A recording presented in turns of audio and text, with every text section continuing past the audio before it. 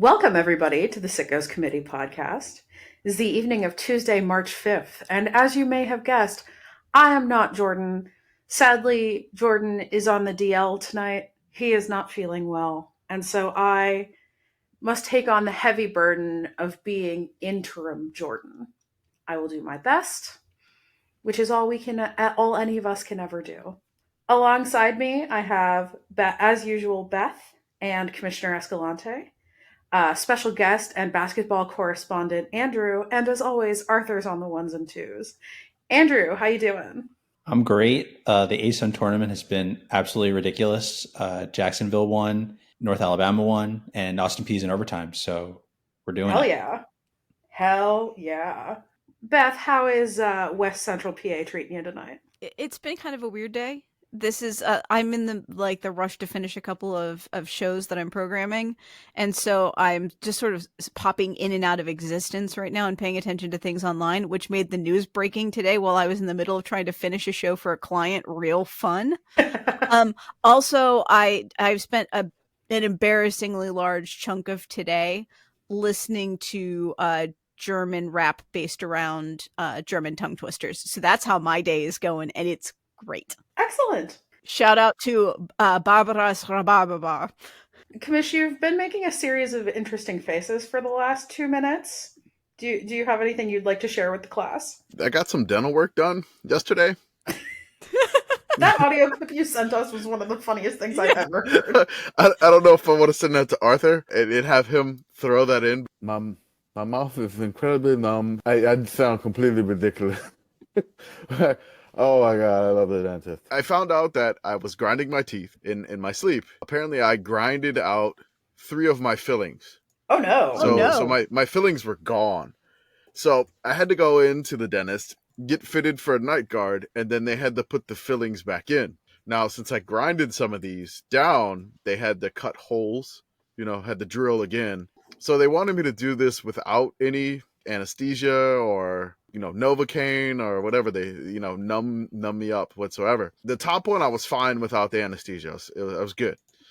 We were able to get through that one. I was okay. The bottom 2, the one on the right side, they hit the drill and I was just like, oh no, numb me up, please. Like this, it hit some nerves, so they numbed me up, which was like 2 giant needles in I guess the gums of the left and right side of my mouth. They filled the things in there, and I didn't feel anything whatsoever. My tongue completely numb. I couldn't get any words out. They're like, hey, what would you like for your next appointment? I'm like, blah, blah, blah, blah, blah. I couldn't do anything. And I had to go back to work, and I was like, please tell me I don't have to call anybody the rest of the day, because I didn't know how long it was going to go on. No. So I took the audio and sent it to Jordan, Pitt Girl. It was just, I couldn't say anything. It was ridiculous, but I got the fillings back. My night guard should be coming in. Hopefully I don't grind these fillings out in, the 2 weeks I'm waiting for the night guard to come in. You got to stay on that grind. Again, I'm always hustling. I'm always grinding, even in my sleep. Grind Set mentality. This is time for koala mindset, Commish. Koala mindset. Eat leaf, do nothing, live life. Eat leaf. Do nothing, live life. I'm just glad I got it done. Totally done, and I don't have to worry about that anymore. So we're good there. That's why I'm making weird faces, because my jaw still hurts a little. Oh, but I've taken Tylenol. That's about it. Okay. Well, with that, we have a very full show, which is interesting because it's the off season, but it is not the off season for basketball. And for our basketball correspondent, it is March. We sleep in May or late April. TBD. But first, we have other news to get through. Most importantly, top of the show, sorry about your news, Beth. We are kicking this down to make space for moose punching in the Idiatrod. Which is a much more important announcement, let's be clear. Yes, I think so too. Per Megan J. Bradley on Twitter, quote, still piecing together the details, but in the first 24 hours of the Iditarod, a musher punched an aggressive moose in the face. The next musher had to shoot it, which means stopping to field dress it according to the official rules. Please note for the extremely online among you that the field dressing rule for wildlife in the Iditarod is Rule 34. The third musher's team then ran into the carcass. There was a lot of people like, I'm scared of Rule 34. They should have skipped over Rule 34 and just like they do in the hotel.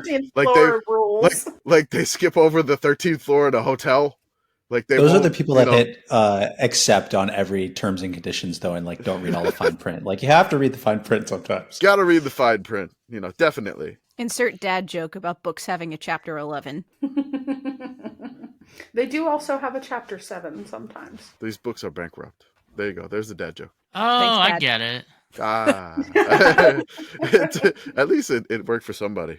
Does anybody have any other feelings about moose punching in the Idiatrod? I'm just looking at it. Bridget, our correspondent, they were just saying that one of the, mushers, Wally, said he likes to plan ahead, but Idiatrod is all about overcoming unexpected hurdles. And literally hurdling a moose. Last night, in the dark, on a trail with a lot of hills, curving through the trees, Wally and the dogs ran over a moose. It was at the bottom of a hill, and they bounced right over it. Earlier, Jesse had punched it in the nose when it was kicking at his dogs. Dallas came along next, and the moose attacked. Dallas did the only thing he could do and shot the moose to defend himself and his dogs. He said it dropped on his sled, so it wasn't a long shot. So this moose was coming after these Idiatrod folks. The rules say the animals must be cared for, so Dallas had the very unenviable task of gutting the moose in the middle of his run. A reminder of how wild and remote the country they are traveling is and how quickly a musher has to respond to danger. The veteran musher,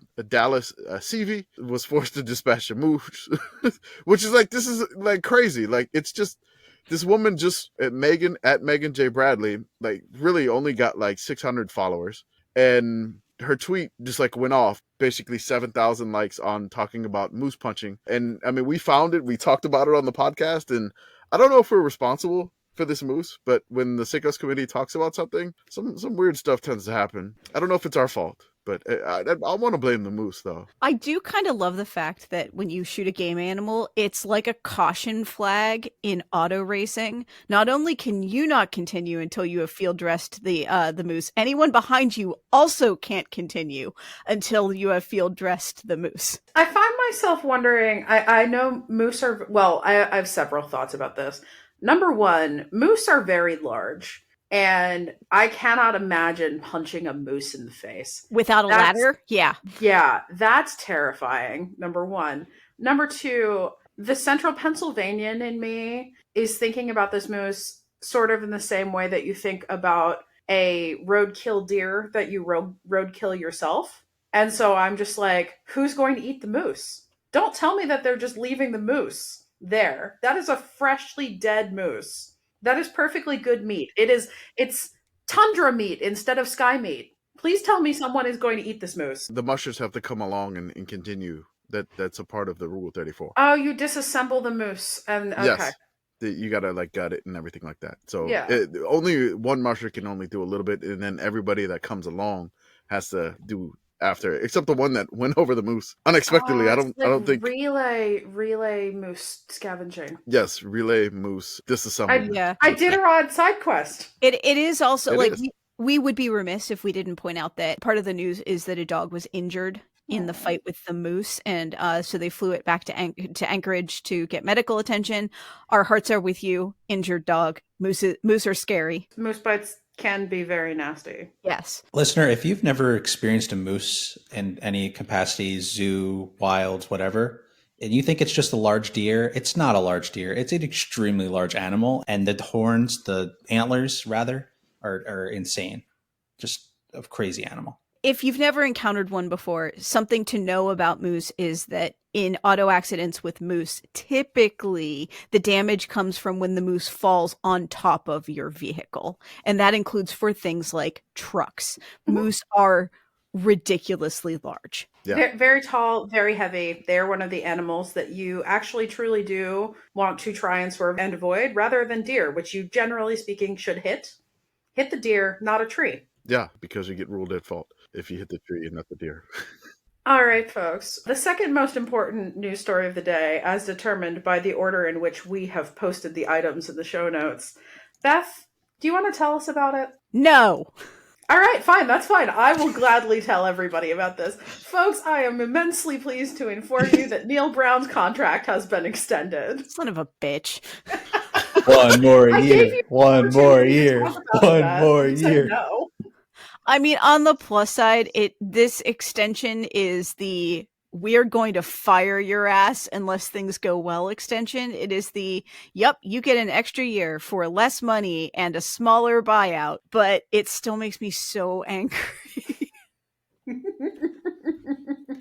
like, so it's the fake extension. Yes. Yeah, this is the fake extension. This is the like screw up and you're screwed. I feel like that's the extension that is just like, hey, you're still on thin ice, buddy. We're going to lower your buyout because we remember the 4 years that happened before this one last year. But it's the one like the extension where your like fellow conference mates or whoever you're recruiting against, they can't use it against you. Mm-hmm. Like, hey, his contract's only through like 2025 or 2026.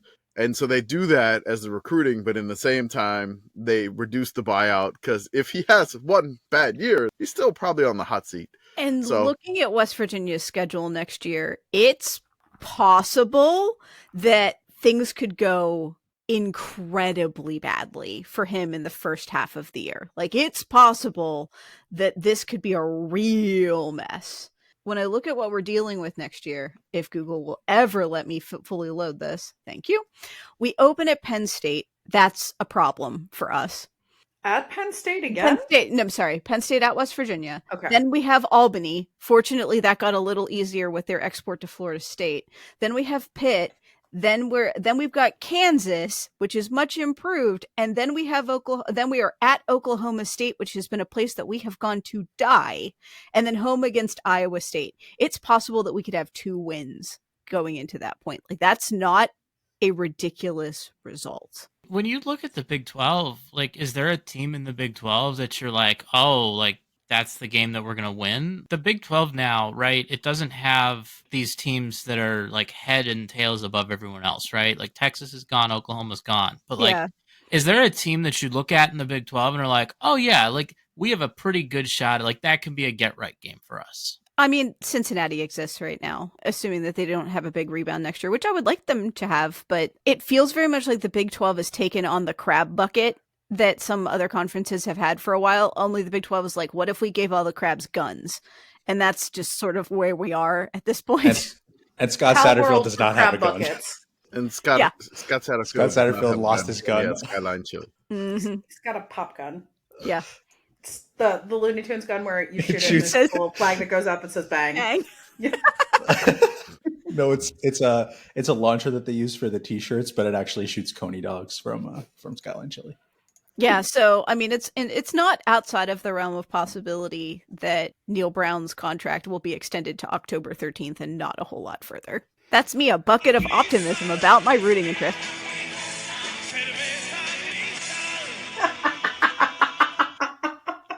In other news, we have been informed today via friend of the show, and I am saying this only because their Twitter handle amuses me, not because they know us. Chekhov at NotBigRax, quote, some asshole Texas A&M students made a more profitable but less hot jalapeno pepper, and that's why they suck now. Unbelievable. This is something that I wanted Jordan to touch upon a little bit more because apparently he's well versed in like A&M Aggie agriculture, you know, like projects on what they've done with certain things. A&M, apparently they've made a new type of jalapeno, which the name is TAM2.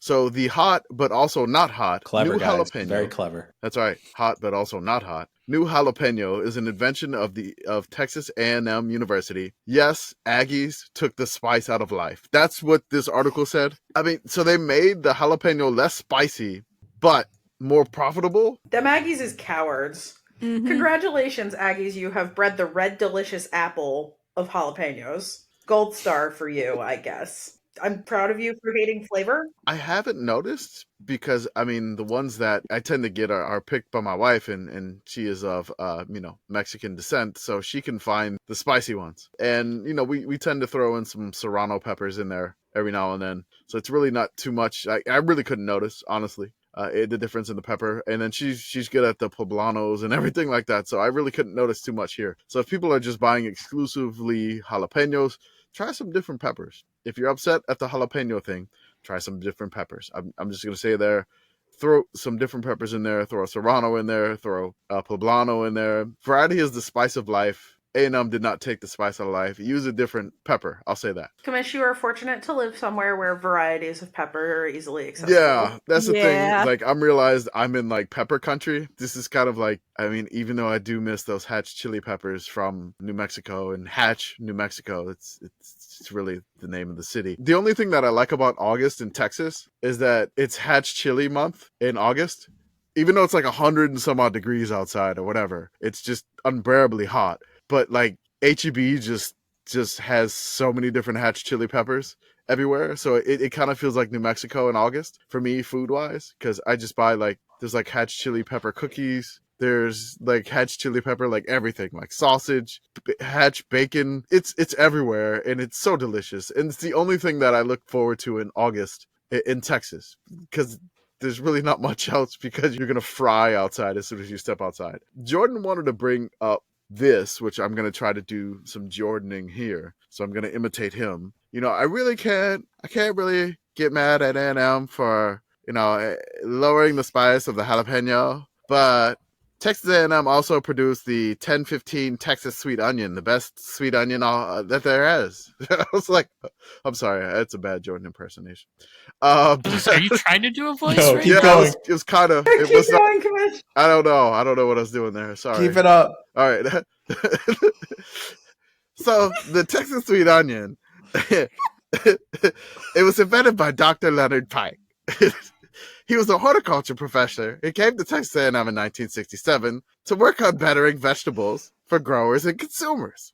Beginning in the mid-1970s, he set out to make improvements to the Grano 502 onion. And in 1983, his work resulted in what would ultimately become the official Texas state vegetable.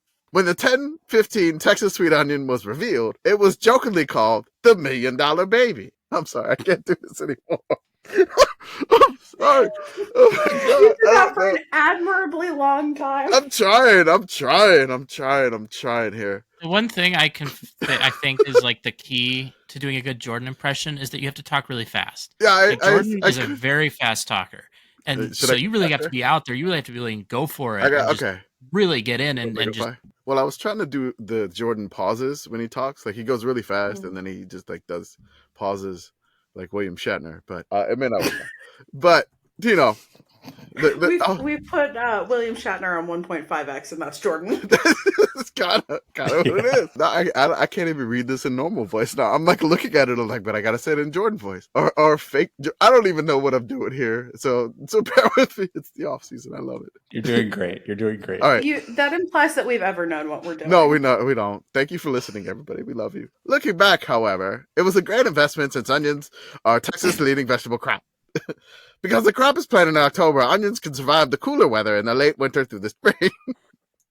The large prize onion, grown only in the Rio Grande Valley, was developed for a variety of reasons: to be resistant to pink root, to possess high levels of chemicals that provide health benefits, to decrease tearing agents because of the high sugar and water content, and to have a single center, so when the slices are cut, they are complete rings. So Jordan wanted me to say this. He wanted me to say that they purposely developed this onion to make the perfect onion for onion rings. That was the whole purpose of this onion. So basically you slice the onion and it's already set up just rings, just nothing but rings. So you can make onion rings. Let's go with that. I'm sorry for the Jordan voice. I hope nobody turned off the podcast. Never apologize. Okay. Never apologize. That was Oh, amazing. sorry. You were swerving hard into Terrence and Phillip a couple of times. I don't know where I was going. I have not had enough rum boy. at the moment, but I mean, I was trying to do it. I understand the point that Jordan is trying to make. However, he's wrong, and you could just use a Vidalia. It's fine. No, this does not this does not make it okay that you ruined the jalapeno, Texas A&M. No, Beth. The Vidalia is not the same. I'm sorry. That was Jordan. I'm sorry. I'm doing the Jordan impression. This has been 2 podcasts. God, I don't know why. I'm sorry. Oh my god! Don't tell Jordan about this. Let him listen to it on Thursday. Oh no! Oh no! It'll just be a 100%. secret between us and the listeners. Jordan Yeah. will never find out. Jordan will find out in his own time. Yeah. Do not spoil this. What the fuck, you guys? Oh man! Listen up, buddy. I'm not your friend, guy. I'm sorry. I can see how it went to Terrence and Phillip. All right. Tell me. Yeah. Would you like some craft dinner? Jordan is canonically Canadian. True facts. Well, he did go to Dartmouth, so you know. Close enough. Yeah, close enough. In other news,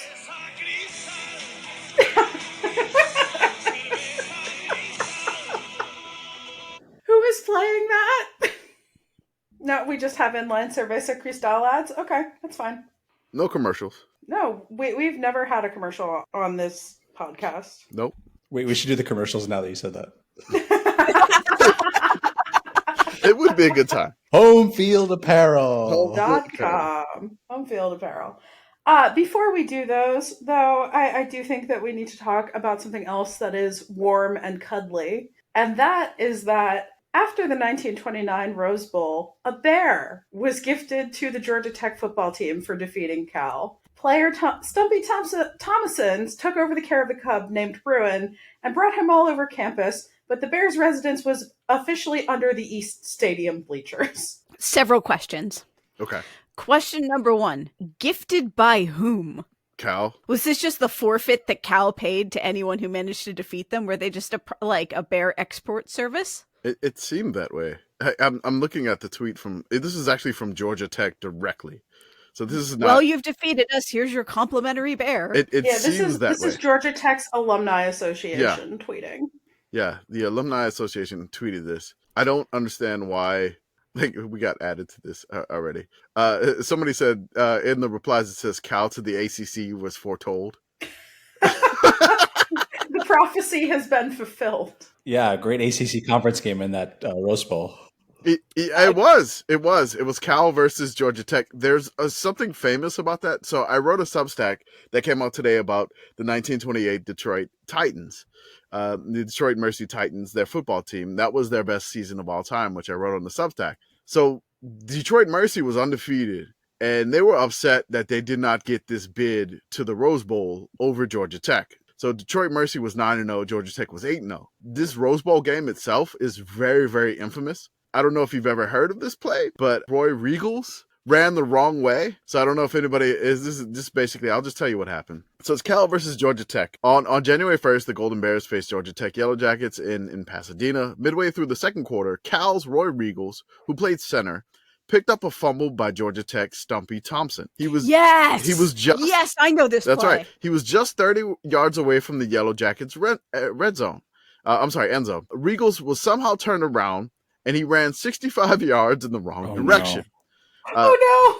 The teammate and quarterback, Betty Lom, chased Regals, screaming at him to stop. Known for his speed, Lom finally caught up with Regals at Cal's 3-yard line and tried to turn him around, but he was immediately hit by a wave of Georgia Tech players, and he was tackled back at the 1-yard line. The Bears chose to punt rather than risk a play so close to their end zone, but Georgia Tech's Vance Marie blocked Lom's punt for a safety, giving Georgia Tech a 2-0 lead. Boy, when things go wrong. So I'm just like doing this. I feel like the running backwards the wrong way completely is something that happens in like a wacky football comedy. Like, does Adam Sandler do that in The Waterboy? It's been a while since I've seen that movie. I have no desire to watch it again, but I feel like that's something that would happen in a movie like that. If I've learned nothing else doing this podcast, I have learned that football is a wacky football comedy. Yeah. Mm-hmm. So this is very much this is just like the first instance of somebody running the wrong way. There's more of it, but it was the first one. And then in the only bowl game they had that season. So Regals was so distraught that he had to be talked into returning the game for the second half. Lom passed for a touchdown, kicked the extra point, and Regals blocked a Tech punt in the second half. But Georgia Tech would win the game thanks to that safety and their second national championship by a score of 8-7. So that safety basically did that. So after the game, Coach Nibs Price, that's right, Nibs was his first name, was saying it was an accident that might have happened to anyone. Price credits Regals as the smartest player he's ever coached. Regals explained that he was hit during a pivot and wound up doing a U-turn, which faced him in the opposite direction. Later, the NCAA Rules Committee would pass a rule barring a player from advancing a recovered fumble once it hits the ground, and then Regals would take his spot as captain during his senior year, earning All-American honors. Despite the nationwide mockery that followed, Regals went on to live a normal life, serving in the U.S. Army Air Forces during World War II, coaching high school and college football, including time at Cal, running his own chemical company. He was even able to capitalize on his blunder, parroting the now famous run in vaudeville acts. I love that. Regals was inducted into the Rose Bowl Hall of Fame in 1991. The character of Lefty Phelps in the movie Flight is based on Regals and uses the incident to propel Phelps into the Marine Corps. The opening sequences uses Regals during the actual Rose Bowl game. The funny thing about this is there's some quotes, and this is on the Wikipedia page. This is from Georgia Tech head coach Bill Alexander. He's running the wrong way. Let's see how far he can go. All right, this is broadcaster Graham McNamee calling the game on radio. What am I seeing? What's wrong with me? Am I crazy? Am I crazy? Am I crazy? He sounded a little crazy. I like the coach's view of, we'll just see how this pans out for him. It's going fine. the wrong way. This may help us out. Hold on, don't say anything. Neat. And so this is like Regal's like saying, he's like, Coach, I can't do it. I've ruined you. I've ruined myself. I've ruined the University of California. I couldn't face the crowd to save my life. And then the coach, Nibs, was just like, Roy, get up and go back out there. The game is only half over. He was inducted into the Georgia Tech Letterman's Club. And and Regals quipped at the Letterman's Club, believe me, I feel I've earned this. So at least he had a good sense of humor about it. And it was. I just posted a video of the run, if anybody feels like looking at it later, in the chat. It's a crazy story. And then the funny thing about this, how I came across this in the 1928 Detroit Titans season, because they still wanted to be considered national champions for that year. They were upset after this and this occurred, and like, well, Cal should have won this game. Detroit was upset. They should be the national champions. And what happened is Park Davis, who wrote his book in 1933, named Detroit the Titans and Georgia Tech as co-national champions. So Detroit actually claims the national title. They had to wait till 1933 to get it, though. And the NCAA recognized it. So Detroit wound up being national title at the same time. Always claim it. Always claim it. They claim it. Detroit claims the crap out of it. And shout out to Detroit. Shout out to Detroit. They logged everything. They're amazing. Claim that shit. They do. It is the official position of this podcast. Claim that shit. Claim that shit. Speaking of someone who is not claiming that shit, Arch Manning has elected not to be part of EA Sports Football. Boo! People are still going to buy the game though, so like, whatever. It's whatever. Like one of the committee tweeted Texas quarterback Jon Dowd, and I didn't know this story, so I don't even know who tweeted this. Jordan probably, maybe Joey or somebody else. I have no idea. So I looked it up. I looked up who is Jon Dowd. This was from MVP Baseball in 2005. There's something called The Legend of Jon Dowd. And I was like, who is Jon Dowd? That's what it is. Never heard it. So the MLB baseball season had been in effect for some time now. So obviously some of us at the store have been discussing this very important matter. Who is the greatest video baseball game player of all time? And so they go into the article. It says the game was MVP Baseball in 2005. Then were the days of Barry Bonds methodically walking up to the plate to completely obliterate the ball beyond the San Francisco right field and into McCovey Cove. That said, by 2003, Bonds decided to revoke the use of his likeness for EA Sports, which gives way for one of the greatest stories in fictional sports history. Jon Dowd was the ferocious, fictitious slugger EA Sports decided to replace Bonds with in their video games. Yep. That's wonderful. A man by the name of Jon Dowd was one of the production leads at EA Studios at the time, which is how they chose the name. His attributes were an identical replica of Barry Bonds' play in those days. Only differences were the elbow pad hanging over the strike zone and the fact that Dowd was a right-handed batter. They put, quote-unquote, pitching to Dowd was like fighting Mike Tyson in the NES classic Punch-Out. You had to be perfect or he would punish you. Dowd's slow, confident trot around the bases after destroying a hanging curveball into the upper deck 500 plus feet still runs rampant in his nightmares, the person writing this. The guy was simply unreal. Apparently, Complex has him listed as the 9th best virtual athlete of all time. I hope number 1 is Tecmo Bobo Jackson. They list Or him Mike up Tyson. there with like In Tecmo Punch-Out. Bobo Jackson and many other things that says Madden Mike Vick. yeah. One fearsome gang of slugging after another. Dowd's legend hangs at the top of video game baseball lore. Many have said he hit over 100 home runs per season. Just a video game, maybe. But the legend of Jon Dowd is forever. And they even advertise one a special customized San Francisco Giants 51 Jon Dowd jersey. Call us. But yeah, I was like, what is this tweet? Why does it have over 3,000 likes? I don't know this. But apparently that is the legend of Jon Dowd. If you don't know, now you know. That game also rules.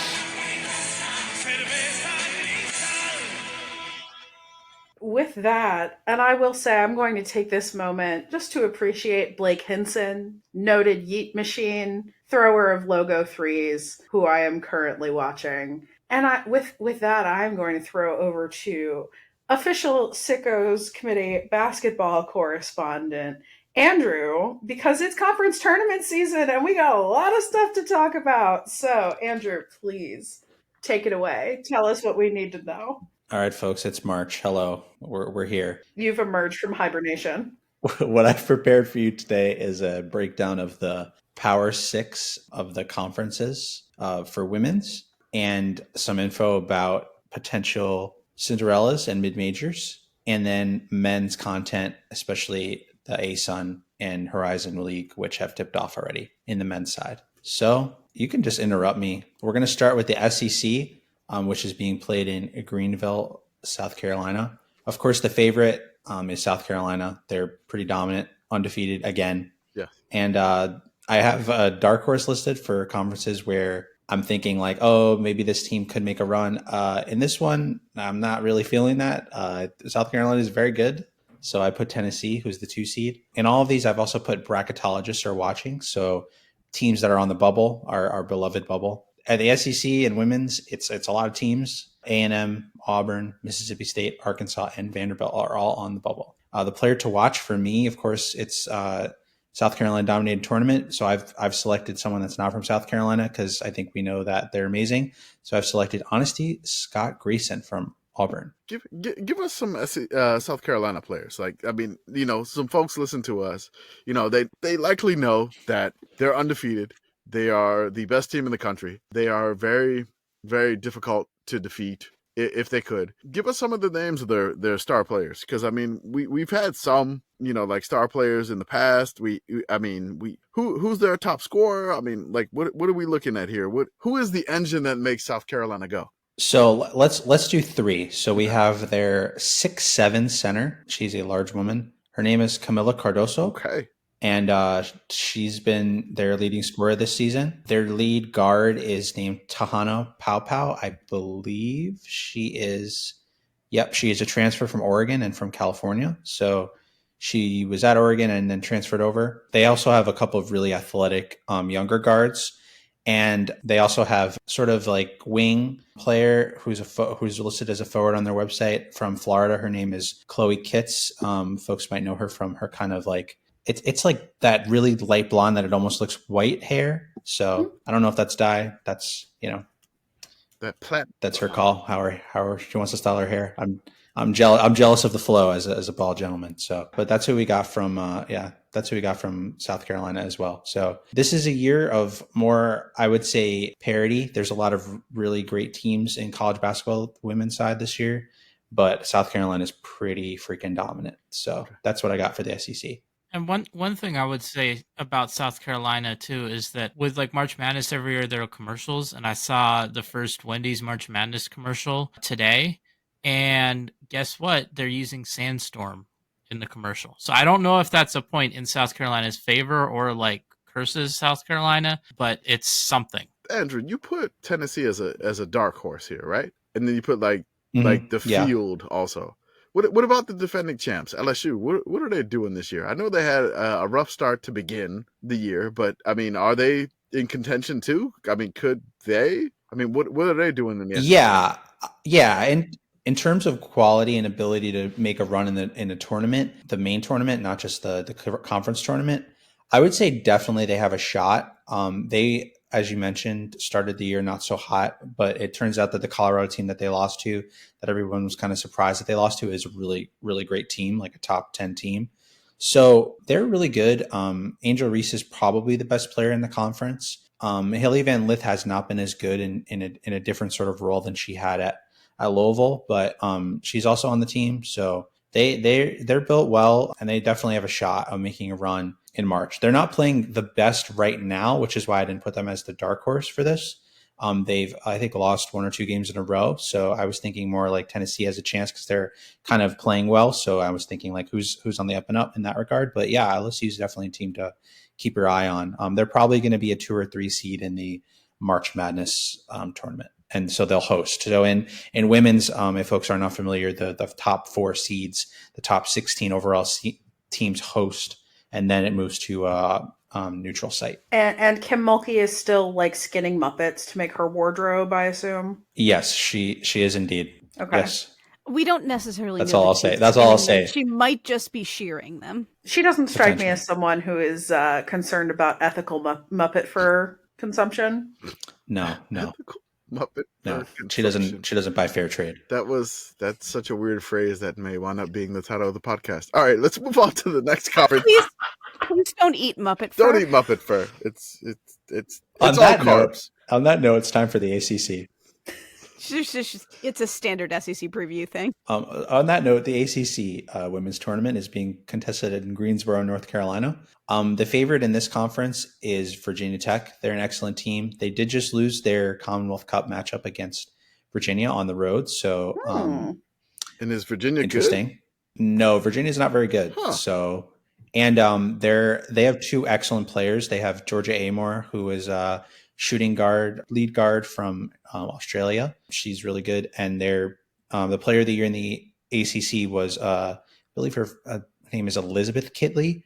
She came up lame. She had like a little leg injury in the game against Virginia, so that cost them some of her services. Okay. So I would say that they're still probably the favorite, but it could be more wide open if she's not available to play. And actually for dark horse, I am going to say Duke because I think they've won 4 or 5 in a row. I have to double check that. But if it turns out that there's more of an injury concern than I've been led to believe with Kitley, the 2 seed in the tournament is NC State, who's also had an excellent year. They beat UConn.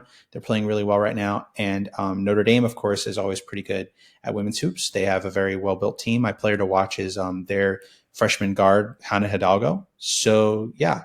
The only thing in terms of bracketology, sort of adjacent stuff for the ACC, it's pretty much set that they're going to get us their teams in. The only thing to watch is if Virginia Tech doesn't play well or loses somewhere along the line here, are they going to get a 1 seed? It's kind of like the men's, if folks have been following the men's more closely, where there's 3 teams that are pretty clearly going to get those 1 seeds and then like a 4th spot where it's unclear who's going to be the 1. So the question really is Virginia Tech going to get that 1? Or are they going to play well in this conference tournament? So that's what I have for the ACC. So Virginia Tech made the Final Four last year. If you're not available, if you don't remember it, they're one of the Final Four teams along with Iowa, South Carolina, and LSU last year. So that was the Final Four last year, if I'm not mistaken. Okay. Yep, you got it. So the ACC should be interesting. I want to give a shout out to NC State. They are good. Syracuse women, very solid squad. Along with Louisville, great year for them. Is going to be, they're a little bit up and down, but Notre Dame is kind of hot right now. Honestly, they've won 5 straight, and they do have a championship pedigree in that program. I believe they won a few years ago, right? Yes, they did. In a crazy game. Right? Yeah, Duke. So Duke has won 4 or 5, and Notre Dame has won 5 in a row. So those are probably the teams that are playing the best right now. Virginia Tech has lost their last 2, and one of them was to Virginia, who is not very good this year. So we'll see what happens. I'm excited. Should be fun. More fun than to look like coming in, unfortunately, due to injury potentially for Kitley. All right, now we're in yours truly's wheelhouse. As all of y'all know, I've attended like 7 Big Ten schools, so we'll talk about the Big Ten next. Big Ten They're honk. playing in Andrew. Minneapolis. Honk. Wait, everybody. Say it, Beth. Yeah. Honk. Beth has a funny horn. I love it. I was too busy posting Indeed. skin So, puppets in the as chat. folks, Oh my God! Really? oh no! Oh no! Oh! Oh God! I was left unattended. Oh, Oh no, we can't take you Join our anywhere. Discord. Oh, this is horrifying. Join our Oh, Discord join and the shield Discord your if you want to eyes. see this. I mean, I Yeah, feel like these boy, are I don't know like if this is looks. the best. Yeah, advertisement. this little, it's like Muppet swag here. I mean, This is one of my new favorite Google searches. I would wear I mean, these. this Muppet chic. This Muppet chic. I love it. But so many Muppets died for this. This is murder. Muppet. I think it Murder was is worth. You look murder. at how stylish this is. I say it was worth I it. mean, Muppet Milan Fashion Week. Kermit is serving out there. Oh That- God! Kermit's look is a serve. I That mean, one's that's very good. nice. It's so much fun. So Big Ten women's Big Ten basketball. honk. Andrew honk. Wow, that totally threw. Honk. All right, we're back at it for the honking. Yeah, thank you. So it's in Minneapolis, as I mentioned. The conference winner this year was Ohio State, one of my 10 schools that I've attended. Honk. And Iowa, of course, as we all know. Thank you. Iowa, as we all know, has Caitlin Clark, and they're a very good team. So I'm sorry, who was that? I would say that they're probably co-favorite. Well aware of Caitlin Clark. I'm Caitlin just Clark, checking. have you heard of her? I think Yes. she's like Taylor Swift's friend or something. It I don't seems that know. Appears No, to be. she's awesome. Yeah, I think people are a little late to the program here. Like, come on, folks. We knew No, about seriously, this. We knew about this very lady for a good. long time. Very good. Caitlin Clark, good at basketball. Yes. Very Yeah, good. I will say that. Yes. Very good at basketball. I was like, man, she's not having a very good first quarter. She had 12 points and 5 assists. I'm like, oh, whoops. She's having a great game. Like, by her standards. it's So bad. she exists. So definitely don't want to count Iowa out for anything. No. My dark horse team is actually going to be Michigan State. They're kind of below the radar of those top teams in the Big Ten, which are, as mentioned, Ohio State, Iowa, and Indiana. They're the fourth seed. So they have a chance of making it to the semis. And I think that they match up pretty well with Ohio State. So we'll see what happens. They're most likely in. They have a lot of players that have they're kind of one of those programs where the players just get better that 1 year to year. So, and especially in women's basketball where folks don't leave early, you're just able to kind of build that roster up. So I would say that they're really in a good spot, and I would be interested in seeing how they do. Bracketology wise, one of my other 25 schools, Michigan, is probably a 9 or 10 seed right now. So keep an eye on them. They're playing on day one. So does that mean that the basketball ladies are going to make the tourney? You think? Ooh. Yeah, we're going to talk about Nebraska in my, let's call it the Cinderella potential section. Yeah, they're in. They're looking like a 7, 8, 9 seed in that kind of range. So they're doing well. Yeah, and then the other teams that have a shot to make it that are right on that bubble area are Penn State and Maryland. I got Pitt Girl and I got Beth here. Noted West Virginia honk. Beth. All right. Honk. If you were to prefer a team to make the tourney, if I were to tell you Maryland or Penn State, I know the answer already, but go ahead. Maryland. Both want Maryland. Maryland. Okay. This is a no-brainer. Maryland is by far the lesser All right. evil.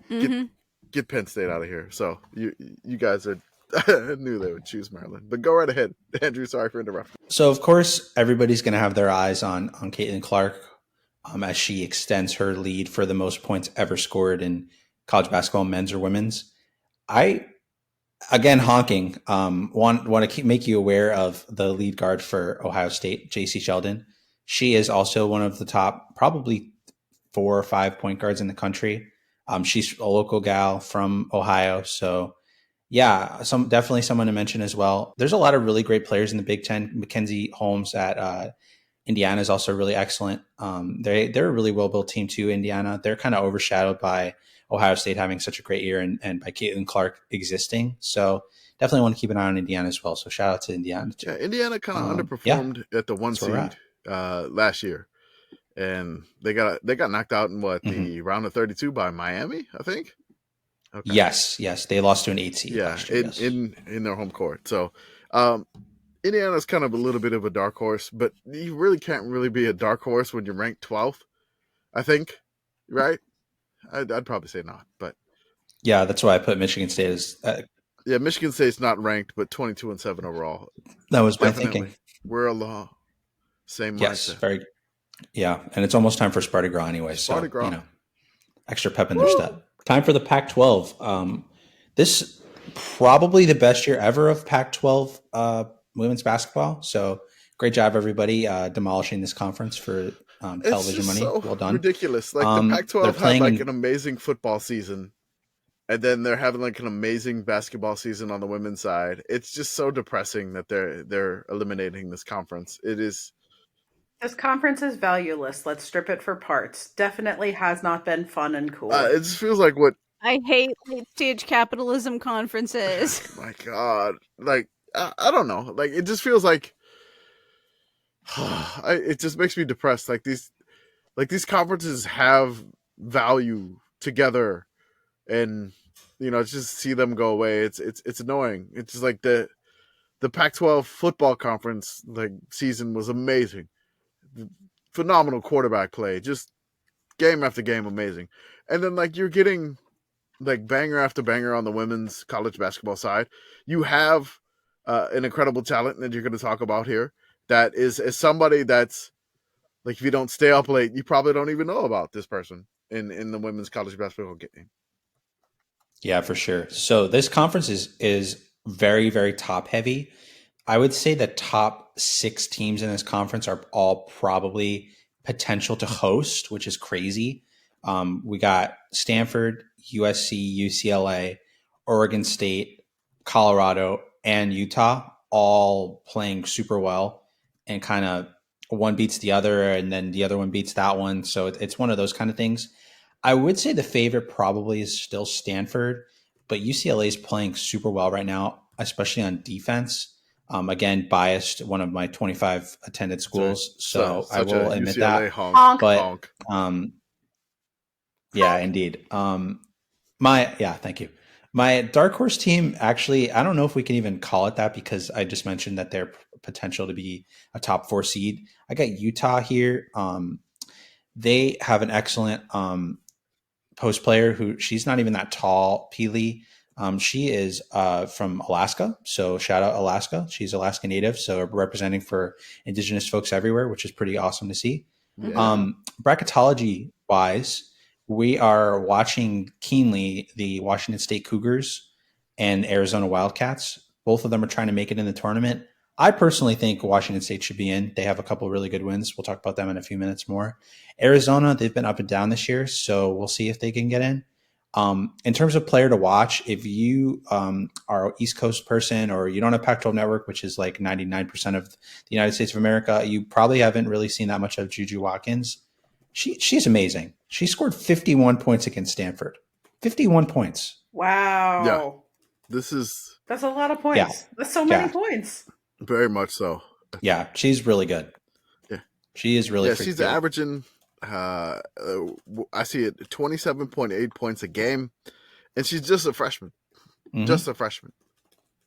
And she's a true freshman. Yep. So she's on fire. She's one to watch for sure. As you said, this is a top heavy conference.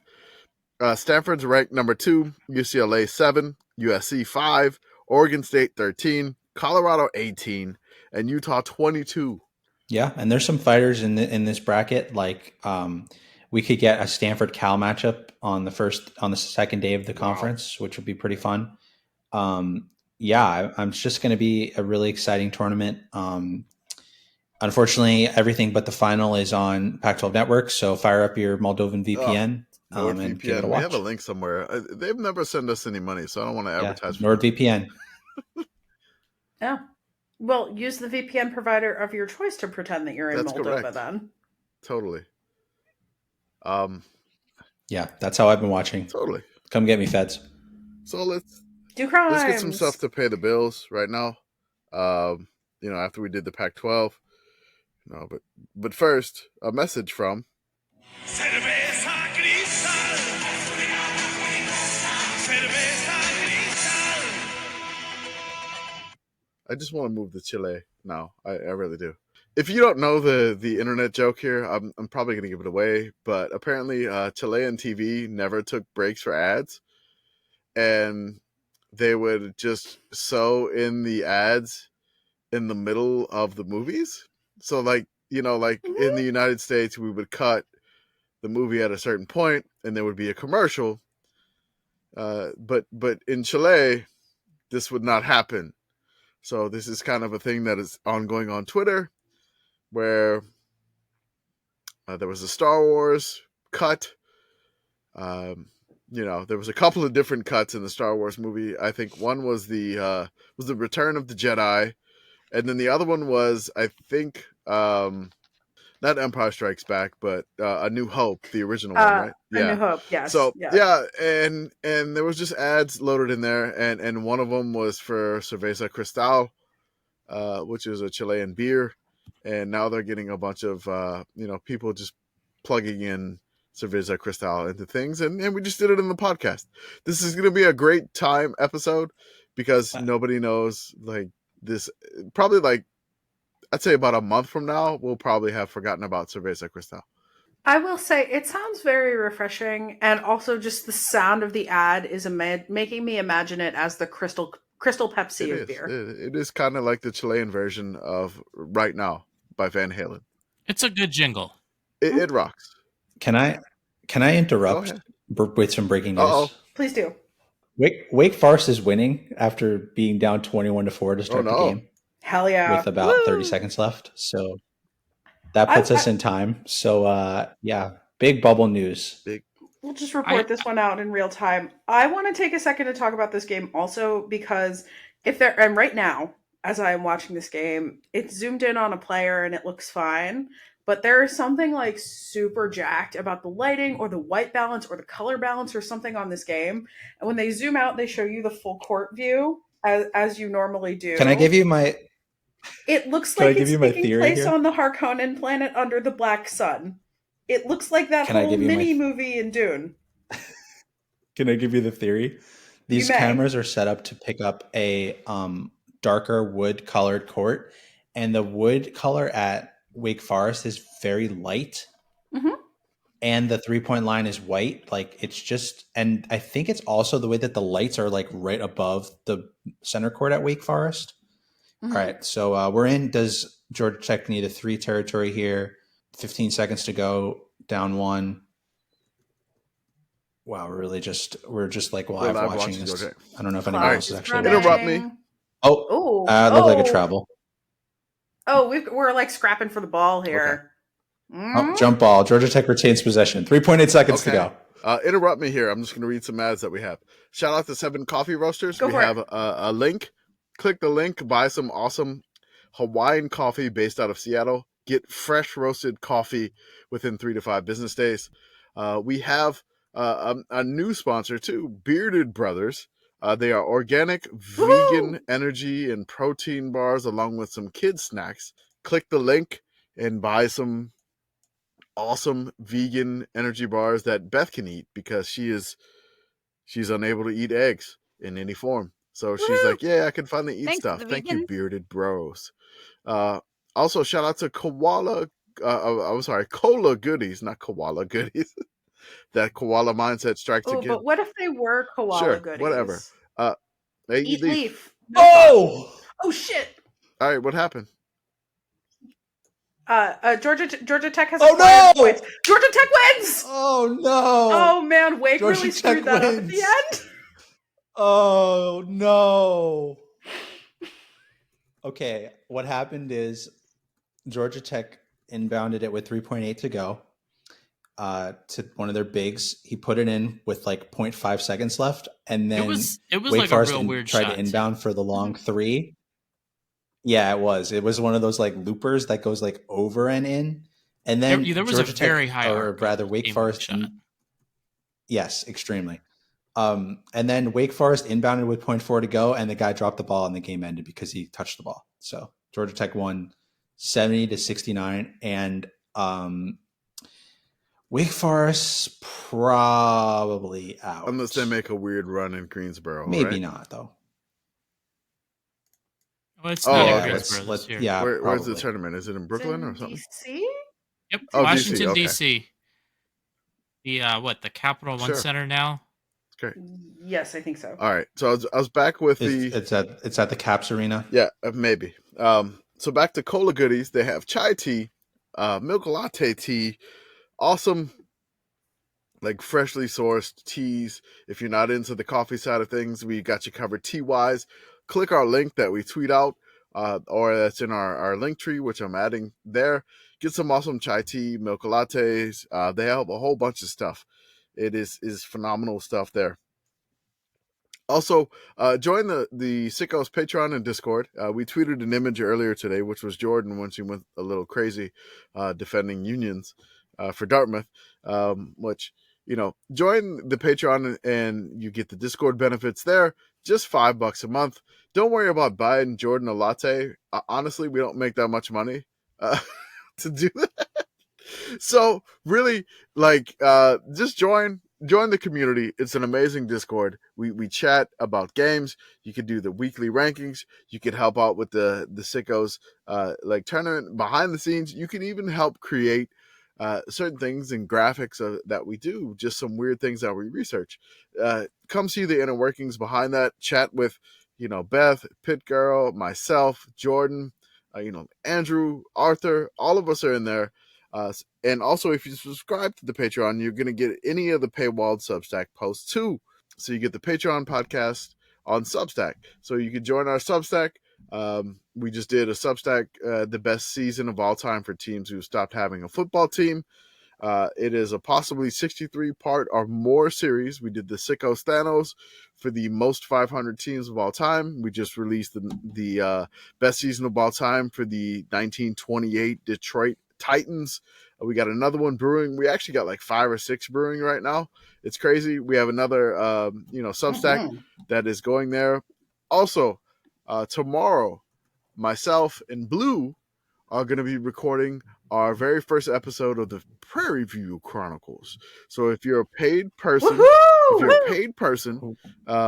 the Substack or the Patreon, you're going to get either the Commish's Corner episode that we release weekly on the Patreon and Substack, whichever one you're paid to. The Substack only just doesn't have the Discord benefits. So if you're not interested in the Discord benefits, just join the Substack.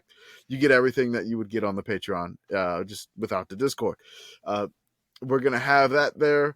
The Prairie View Chronicles, we're aiming for about 1 hour maximum episodes each.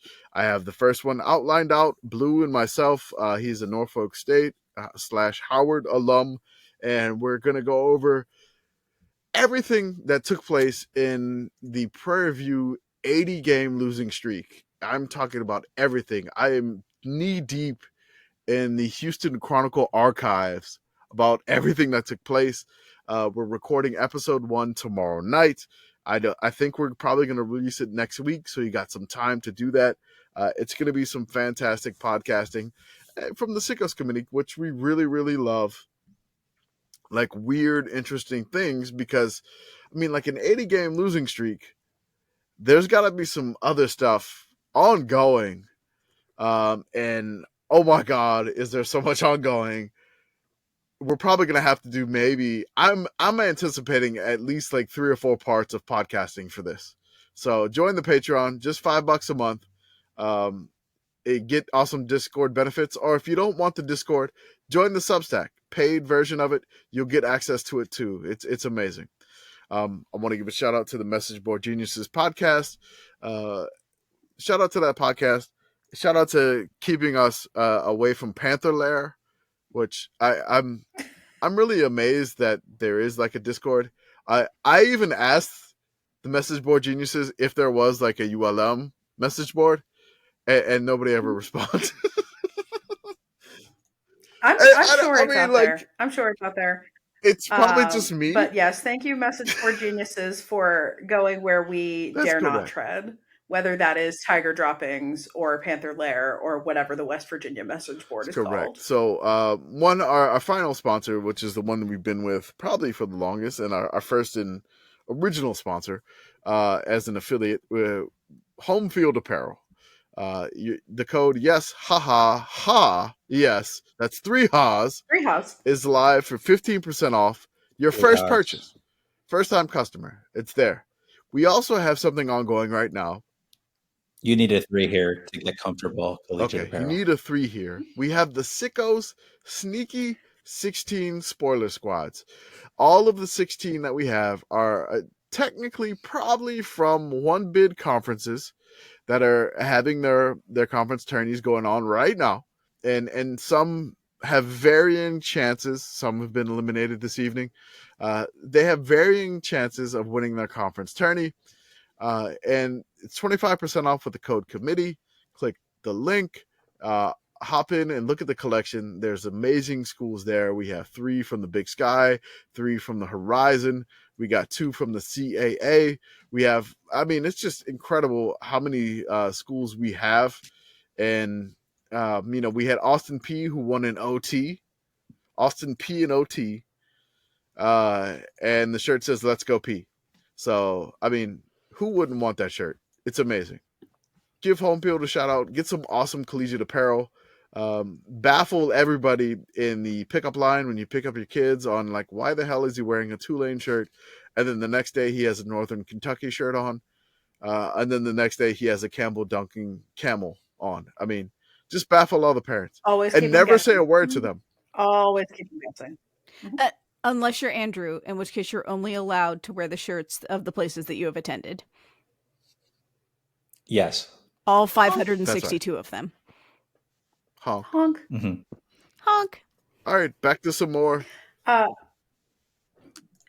Before we get back into women's basketball, I just want to take 1 second to read a John Rothstein tweet.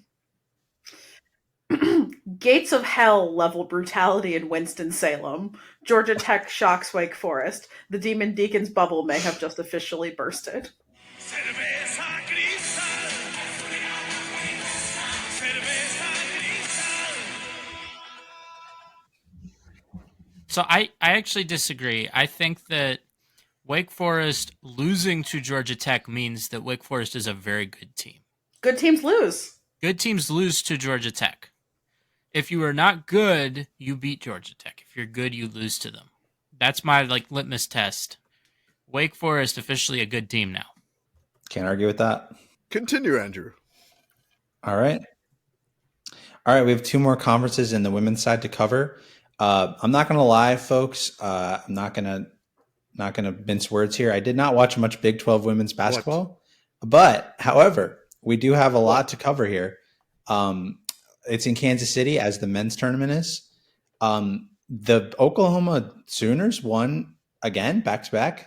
We're going back-to-back. Last call for them. And, of course, the favorites are Oklahoma and Texas, which is funny and interesting that they're now leaving. I'm going to say I'm going to actually audible here. Dark horse, we're gonna say Kansas State. They started the season really well, and they've been kind of up and down throughout the conference season. And we'll say Baylor as well. As folks probably know, Baylor women's basketball has been very good for a long time. Kim Mulkey did leave for LSU, but they've stayed very consistent. In terms of bracketology, it's going to be a question of whether Texas, with their good non-con wins, is a 1 seed, and our beloved Kansas Jayhawks are on the bubble. They did just, I believe, beat Kansas State in the women's side, so that's a big win for them. And player to watch, we'll say Ayoka Lee, who's at Kansas State. She is the leading scorer in the conference, so that's where we're at in terms of the Big 12. Shout out to Iowa State, the Lady Clones. I just want to say the Lady Clones. I just put any nickname and just throw Lady in front of it. Clones is ladies too. Shout out to the Lady Clones. They're overall 18-10, but 12-6 in the Big 12. They've won 4 straight. They're 14-2 at home and 5-6 on the road. This kind of feels like the Big 10 version of men's Nebraska ball, but we'll get that in a little bit. So, moving on to the Big East. Hilton Magic. Shout out Hilton Magic. Hilton Magic. Yes, there's a great home field shirt that says Hilton Magic. It is. Use the code. The Big East tournament is being. Use the code. The Big East tournament is being held at Mohegan Sun, which is in Uncasville, Connecticut. And as you probably can guess, the favorite is UConn. They're really good, as usual. Just like the SEC, I don't know who is capable of making a run and beating UConn. Let's say Creighton. They're the number 2 team, and they're very good. They're also most likely going to be in the tournament. Big East, a lot of these teams graduated a lot of players. Villanova, for example, is right on the bubble. Their best player last year, Maddie Siegrist, did graduate.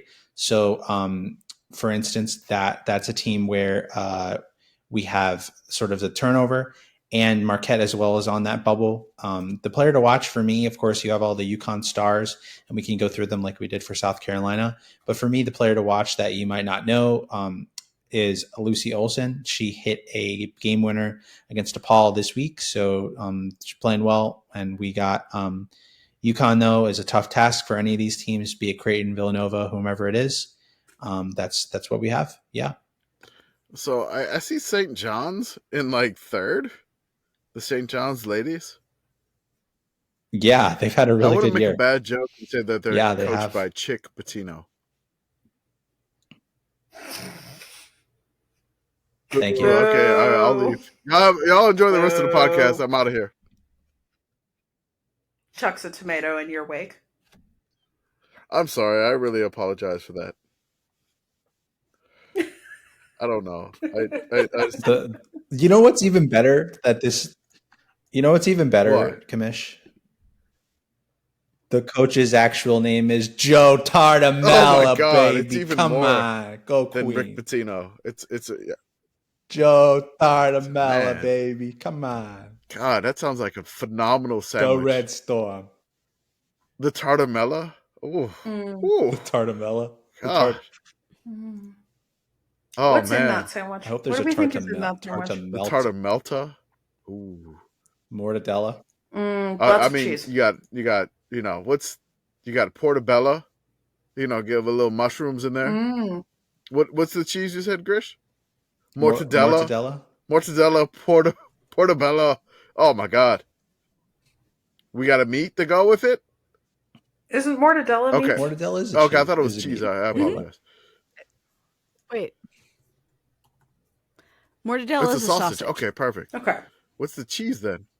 It's the like ham Okay. looking thing that has the white speckles in I it. don't know why I was thinking of it. So you got mortadella, mozzarella. Oh, he's an alum. You got mortadella, mozzarella, Oh. portobello. And That's it. portobello. There we Mortadella, go. mozzarella, portobello on a hoagie roll. Let's go. Let's go. There's the sandwich. Go St. John's, ladies. You eat it. You eat it while listening to Rihanna's number 1 That's smash, correct. Umbrella. And dancing the Tarantella. right. Thank y'all for following me down that horrible Beautiful. bad joke road. All I right. appreciate it. The only other. No, I it was want good. that sandwich right now. But speaking I of want that sandwich right now. speaking of this joke, the next thing we're going to talk about is Cinderella. Oh, Cinderella potential. So I've picked 3 teams that I think have the potential to make a run. Of course, we know that women's there's not as much parity as the men's, but that doesn't mean that there can't be upsets. There were upsets last year. FGCU made a little run. We had some mid majors and teams that were on the bubble win. So these 3 are all in conferences. We talked about some of them already. We have West Virginia. Their defense is crazy good. So if you get in one of those kind of rock fighty games where they're playing great defense and shooting enough, I think that they have a chance. They're projected to be like a 7 seed. So it would be a tough task for them to beat a 2, but you never know. It happened last year with, like Commish said, Indiana fell to Miami. So it's possible. As mentioned earlier, Nebraska ball, the ladies, as everybody knows, in the tournament, you need those older guards, and Nebraska has both Jazz Shelley and Markowski. They are leading the way. And we talked about Wazoo, that I think that they should be in. I don't know if the Sickos Committee podcast is the best place to make my plea for that, but here we are. And I'm going to get on my soapbox and say that they've beaten Gonzaga, Oregon State, and UCLA. Just, and so they have some great wins. Unfortunately, the selection committee definitely listens to this. We are also canonically and staunchly a pro Pac-2 podcast. So let's fucking go, Wazoo. Yeah. Yes. Unfortunately, their best guard actually at a game that I attended in LA, tore her ACL. That was tough. It's one of those ones where you don't want to speculate, but you knew right away. That sucks. Hopefully, she's recovering well. Ledger Walker is her name. That's her last name. But yeah, those are the Cinderella potentials I'm thinking. In terms of mid-major teams, UNLV is a wagon in women's basketball. They dominate the Mountain West. They're 25-2. So here we go. Princeton also. The Ivy League in women's is usually pretty good. Princeton is 21-4, and they were really good last year in men's, and they're very good in women's as well. The last team to mention is one that Beth, I'm sure, will be happy to talk about. Marshall. They're 23-6. They're fifth in the country in points per game. But yeah, Beth, I put WV and Marshall on this. So you don't have to worry about makes Marshall. The Lady Warhawks are going to take them down in the Sun Belt tournament. That's right. Thank you, Commish. Ain't got to worry about that. Lady Warhawks taking down 17-1 Marshall, because that's what's going to happen, right? No, probably not. But I believe. I mean, the Warhawks traveled to Huntington, West Virginia. The Lady Warhawks only lost by 9. 99-90. Nobody's really gotten close. Not bad. I believe.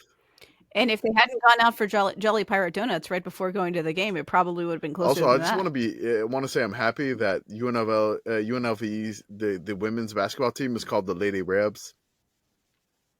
I like that. Rebs is ladies too, apparently. All right, so moving right along to men's, we do have some mid-major tournaments that have begun, as mentioned at the top of the podcast.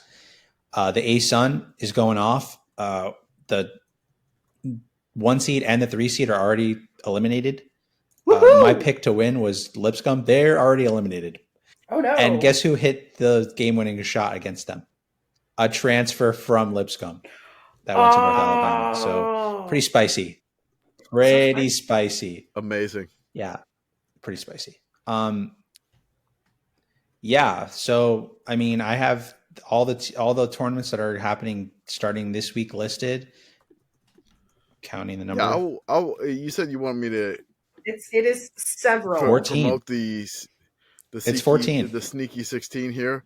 So I mean, we got Indiana State, Campbell, UC Irvine, Montana, Idaho State, Idaho, JMU, St. Peter's, Youngstown State, FDU. App State didn't have a basketball shirt, so we got the Kazoo band. Amazing. Detroit Mercy, they had a valiant effort against Milwaukee tonight, and I am buying this Detroit Mercy Titan tee. We got the Fairfield Stags. The Fairfield Ladies are some mid-majors that finally made the top 25. Shout out to them. UNC Wilmington, Milwaukee Panthers. They're ranked. And then, ranked. Of course, Fairfield. Let's go P. Austin P. Still alive. Austin P. Overtime. 1 in OT. That's right. Go Govs. I just want to say, if you're ever bored, read the Austin P, like the actual person. Read their Wikipedia. It's worth a dive. It'll kill probably about 30 minutes of your time, and you'll just be like, really? There's a university named after this guy? Okay. Interesting. You have my attention, Commish. I will report back. On the Chris, men's please side. Continue. Yeah, so I mean, we can just talk about each it. of the conferences. I mean, I could just go down the list and say okay, so I'm going to just talk about it. America East, Vermont has dominated this conference the last 8 years. Some of their stiff competition that also won like a few years ago. Shout out Stony Brook. They made the tournament. They have moved on to a different conference. The second best team in this conference is probably UMass Lowell, the Riverhawks. Shout out to them. They also have 20 wins. So that should be an interesting tournament. That's only campus sites, actually, if I'm not misspeaking. So it's only on campus games. UMass Lowell just lost in Orono against Maine before the tournament started. So they got their loss out of the way. They did indeed. UMass Lowell has never made the NCAA tournament, right? No, They're in the or never made the tournament Tourney club. Shout out yeah. to that Twitter The account. Riverhawks. Shout out to my future brother-in-law, engaged to my sister-in-law. Is it like brother-in-law once removed? He went to UMass Lowell for like a year. That's more like your relationship is technically like some Okay. guy I know. So but he was the assistant coach for me on the the Sabertooth Tigers youth soccer team. So yeah. Mm-hmm. Oh, I he's mean, your blood totally. brother now. Your colleague and brother-in-law. I'm just imagining a Wikipedia page for him. Esteemed Assistant coach. Sabertooth Tigers, 6-7 YMCA Soccer League. Yeah, so that's the America East. The ASUN, we've talked about it already. The highest remaining seed is another team that's never made the NCAA tournament, which is Stetson. So the remaining teams are Stetson, Jacksonville, Austin P, and who was the one that won on the buzzer beater? North Alabama. Was it North Alabama? North Alabama. North Alabama beat buzzer beater, right? in Nashville. So Jordan not here to talk about reseeding for like 20 minutes, but this is a conference that reseeds, so good for them. I don't really have a strong opinion on this, but they do. So Stetson will host Jacksonville, and Austin P will host North Alabama, I believe is how it will work, and that'll be the semifinals.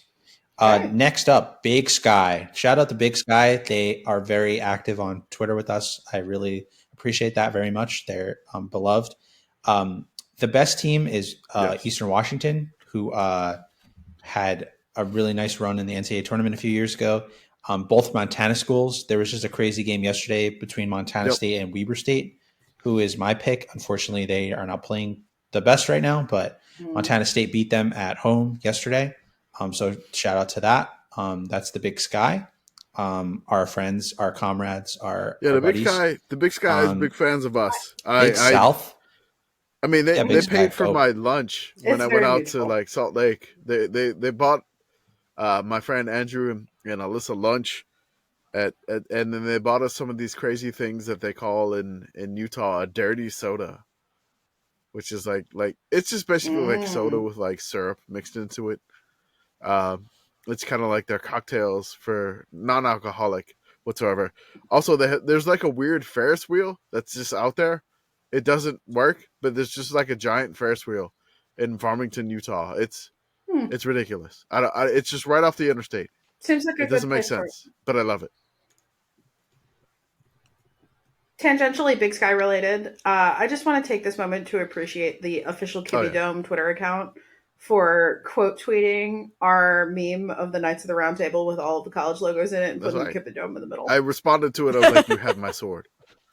That was beautiful. But that's like, I really love it. That's like a 2-year-old. I really love that. Like a 2-year-old thing, representation of the committee. We have so many more members. We have so many more secondary fandoms. So join the Patreon. I mean, we got South Dakota State. We got Montana State. We got so many different fandoms. I mean, like shout out to. We've got all. Shout of out to Shippensburg. We got the Big Ten honk. Andrew here honk. We're gonna be honking the whole time. Yeah, I mean, you could just fill a table with the places I've attended. Totally. I mean, I got shout out to UNO, which you're probably not gonna do anything in the Southland, but because McNeese is a wagon, we can skip the Southland. McNeese is winning that all. It's just done. Maybe Texas A&M CC. Maybe. Yeah, maybe they are. But like, McNeese better win that. Yes, agreed. But to go in alphabetical order, do y'all want to hear about an interesting conference alignment here? The Big South has only 9 teams. So the 8 and the 9 are playing on the first day. And then there's quarterfinals day, and then it goes straight to semifinals and finals. So there's a gauntlet for if the 8 seed or the 9 seed makes a run. I also bring this up because Radford started the year really well. I don't know if folks saw my tweet, but they beat West Virginia. Sorry, Beth. And Oh no, I it know. was like, oh wow, this team's pretty good. They finished last. They finished last in their conference. Yeah, that was Christ. what people realized. But yeah, Fired Neal Brown. I mean, that was also tough seeds. Tough seeds. Why did they give Neal Brown an extension? yeah. Tough seeds. Yeah, that was also, I think, at a Yeah, I don't part know. of the season where people didn't realize that West Virginia was quite as bad as they actually were. Was that was the point where I Yeah, think I we mean they had beat 9 Kansas, so players Bradford does. at the time. West Virginia was the Bradford month where does they have a didn't transitive have- win over. Yeah, they had like no subs. Was not good. Yeah, not good. Not good. Yeah, it was bad. UNC Asheville made the tournament last year. And they're the 2 seed. The tournament is being hosted at High Point University, who's the 1 seed. I only know about High Point University because they have a really good forensic anthropology program. So that's all I know about High Point. I think they also have like So drama High Point, or something. I think Don't know. High Point. Anybody? My brother-in-law, Anybody know? the one that's married to my sister, one of his brothers played lacrosse at High Point. That's all I really know. Pitt has a High Point cool. transfer. Also, one of my sister's brothers was a backup quarterback at Duke. I can't even remember what year though. Or maybe a third string. I think it's third stringer. It is still a backup. All I remember, he was like tall. You're the backup's back. That was it. Indeed. The next conference that's starting its tournament this week by alphabetical order is the CAA, which is no longer the Colonial. It's now the Coastal Athletic Conference. There are 3 really good teams in this conference, so I think that it's pretty much a toss-up between them. College of Charleston, UNC Wilmington, and Drexel, who had a really great year this year.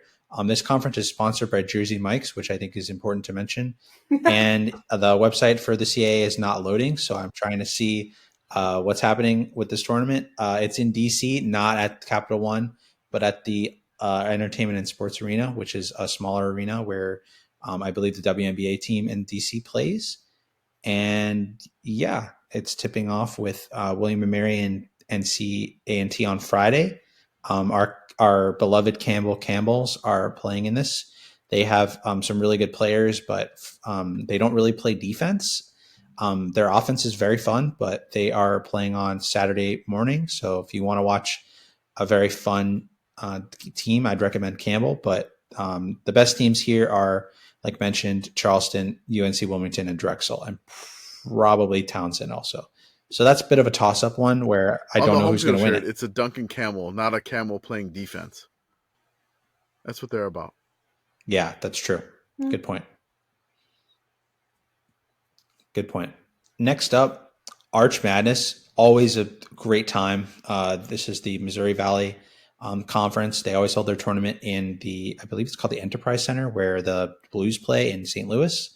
Our beloved Indiana State Sycamores are here. Shout out Robbie Avila, one of my favorite players in the country to watch. What's your favorite nickname among men? of him? Just a legend and a great baller. Robbie Avila. What's your favorite nickname? There's like multiple.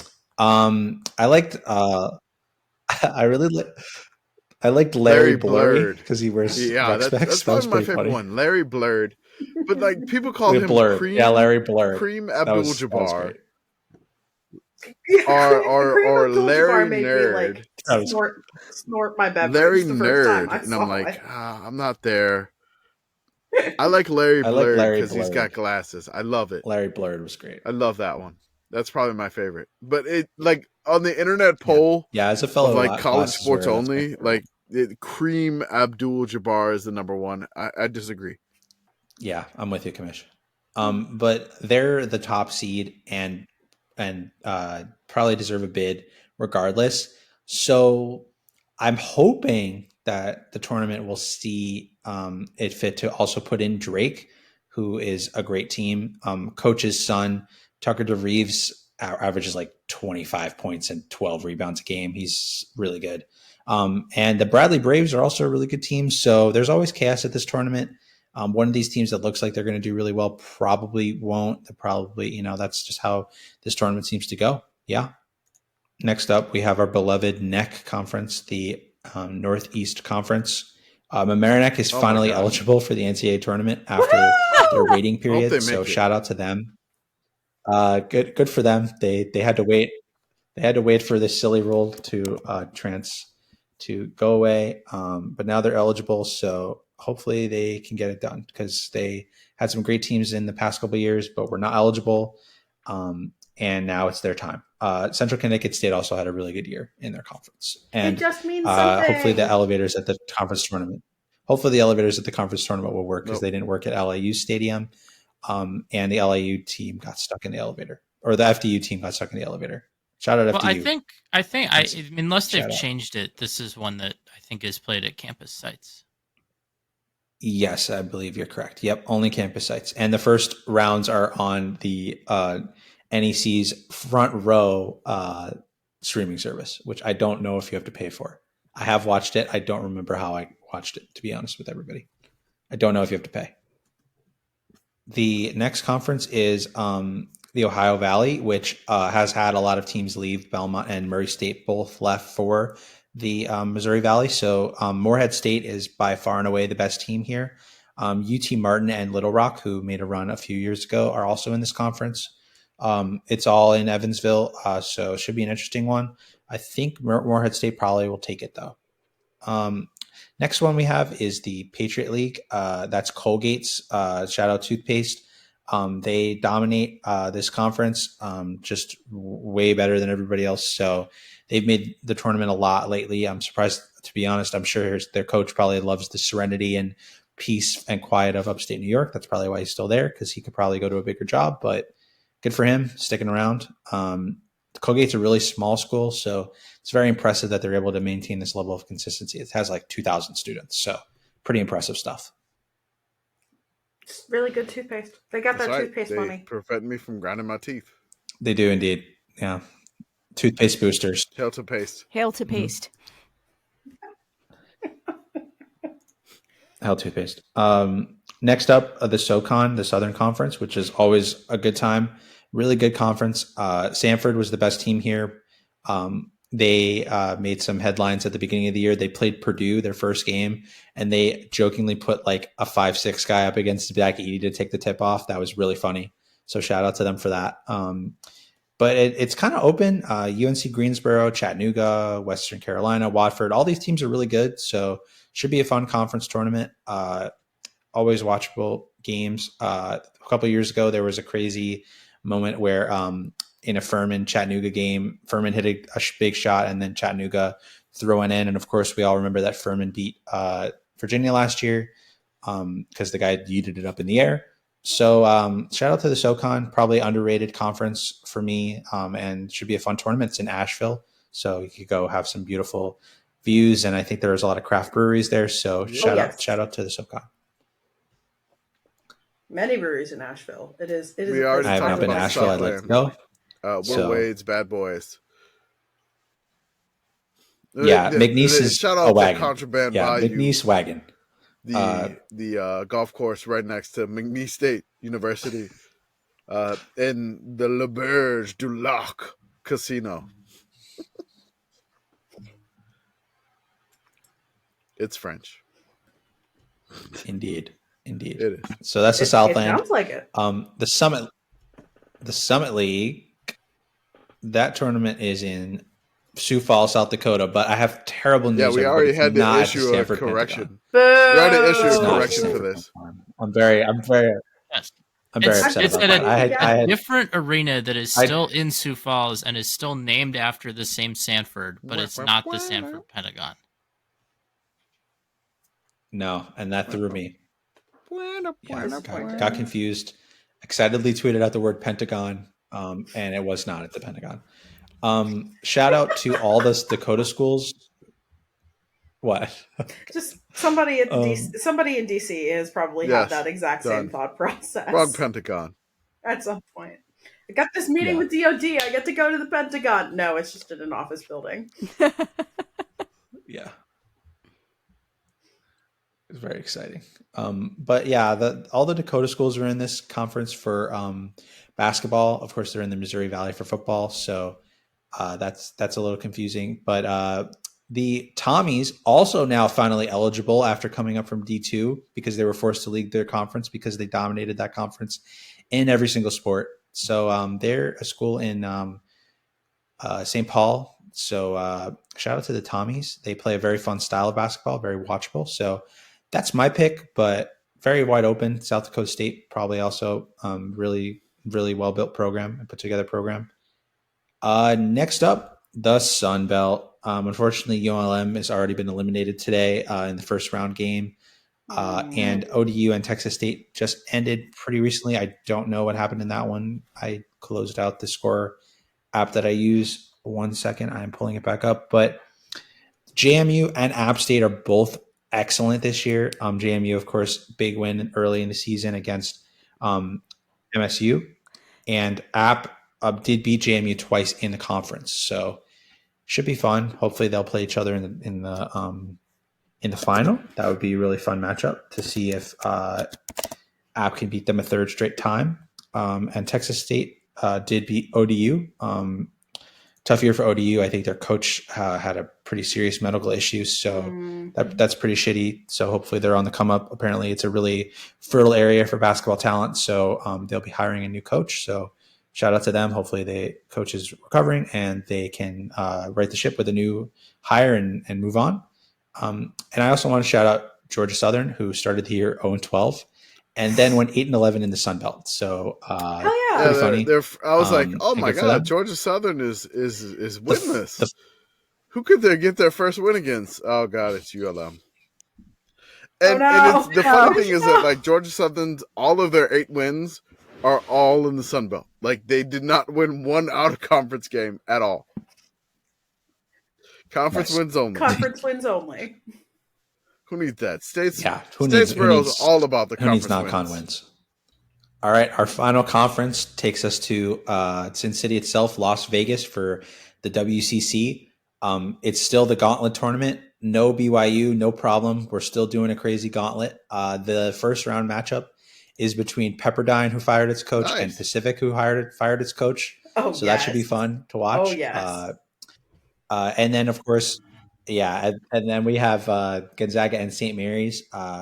Gonzaga is improving, but I feel like they're getting away with it a little because other than St. Mary's and San Francisco, this conference not at its best right now, especially with 2 programs that fired their coaches and San Diego kind of figuring itself out. But I don't know. It's a tough one to pick a winner. St. Mary's and Gonzaga will probably both make it depending on bracketology stuff. I want to give the nod to St. Mary's neutral site, although Gonzaga went to St. Mary's and won, and the Zags went and St. Mary's went to Spokane and won. So they beat each other on the road, which is interesting. So yeah, it should be a fun tournament. The Gauntlet, and we have San Francisco also trying their best to make the tournament, but they probably would have to win the whole thing and beat both or one of Gonzaga's or St. Mary's to do so. So those are the tournaments that are starting this week, and definitely want to keep an eye on all of them and start crowning some champions and punching some tickets. Good luck to them. Hell yeah. All right. Next we got... All right.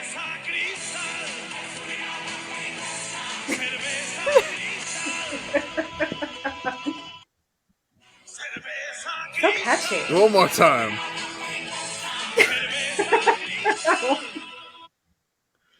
All right, Arthur, we got another episode of, what is it? Go right ahead, Pitt Girl. We got the WICUAWSIWI.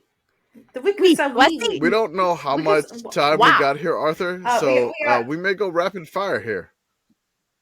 Wow. Yeah, but that's fine. That's fine.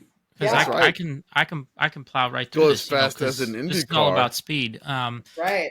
So, so I've heard a lot of people talking about complaining about Formula One, and they're complaining like, oh, it's not competitive. There's all these problems, like we don't like it.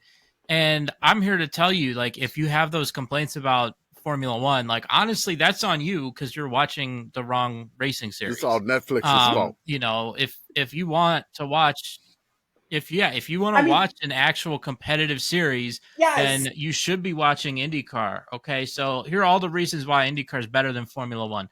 Number one, so IndyCar is kind of known as a spec series. What that means in practice is that every single team runs the same chassis. So every single team runs the Dallara DW12 chassis. There's two engine suppliers, Honda and Chevy. So everyone has one of those two engines. And then within the teams, there's no like factory teams or anything. Like everyone Also, has there's no Max basically the same Verstappen. This stuff. is why it's better.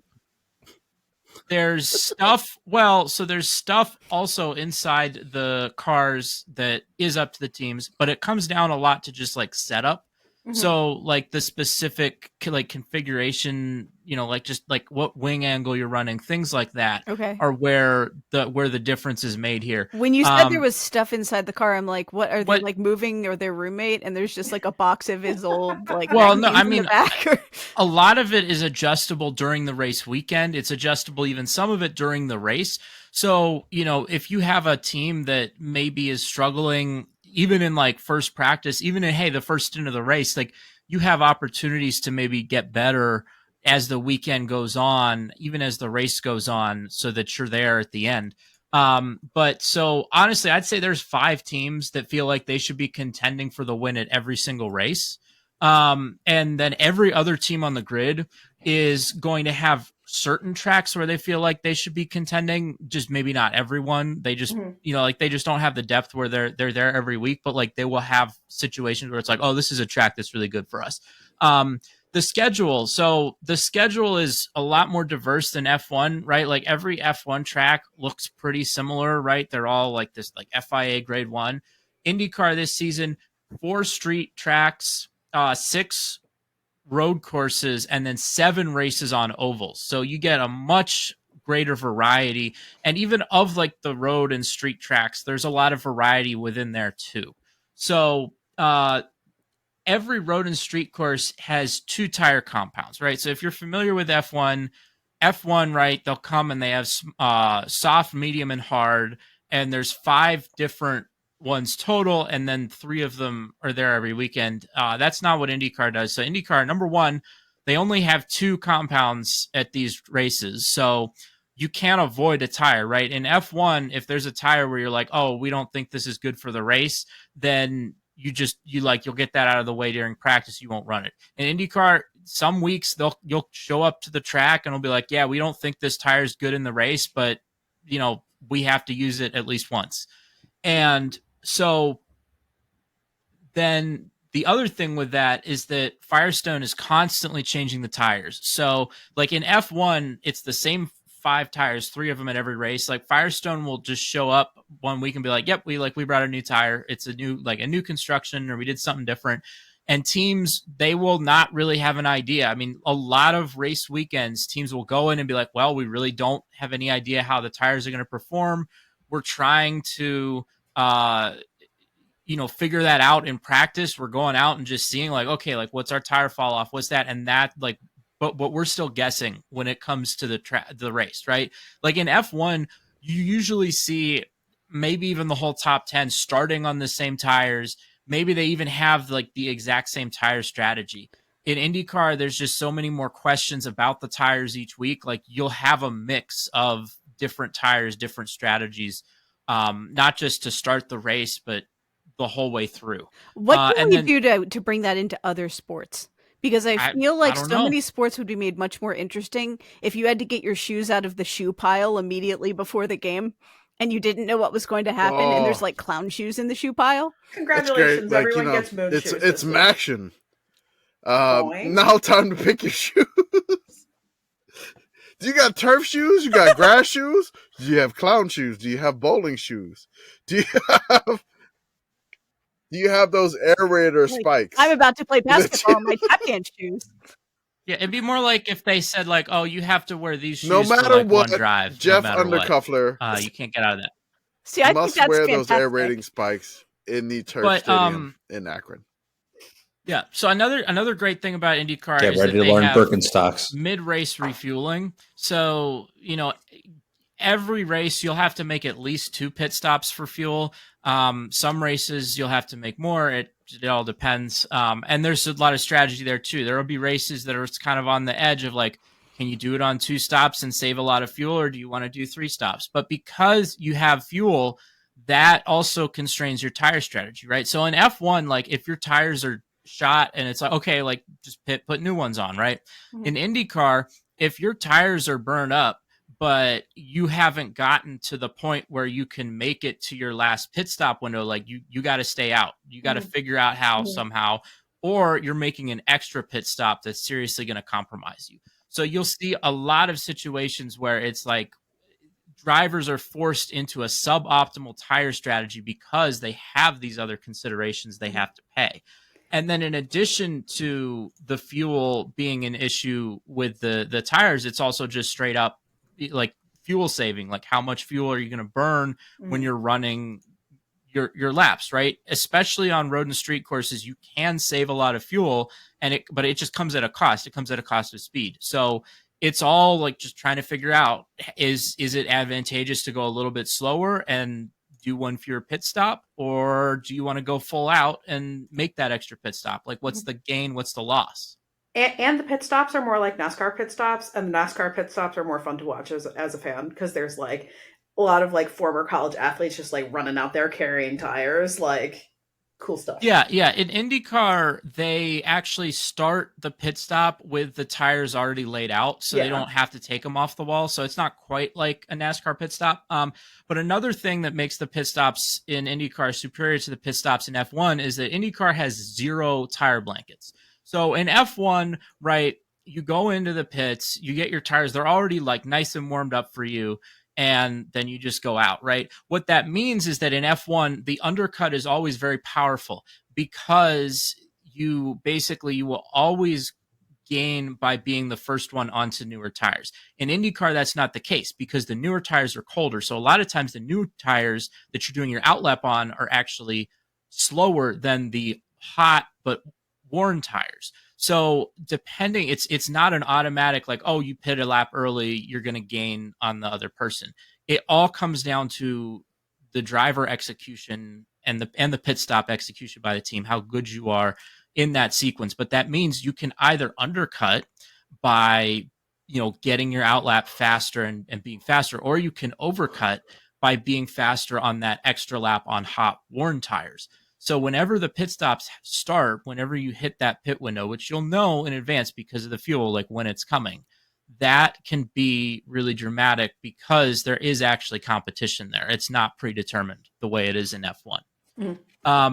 Another thing, tickets are way cheaper if you want to go see an IndyCar race versus an F1 race, right? Like right now, you can get GA tickets for the Indy 500 for $45 and reserve seats starting at $70.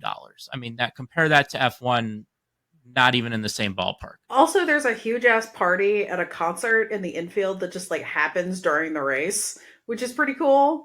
Not so much a thing. I mean, F1 has parties too, but like different kind of vibe.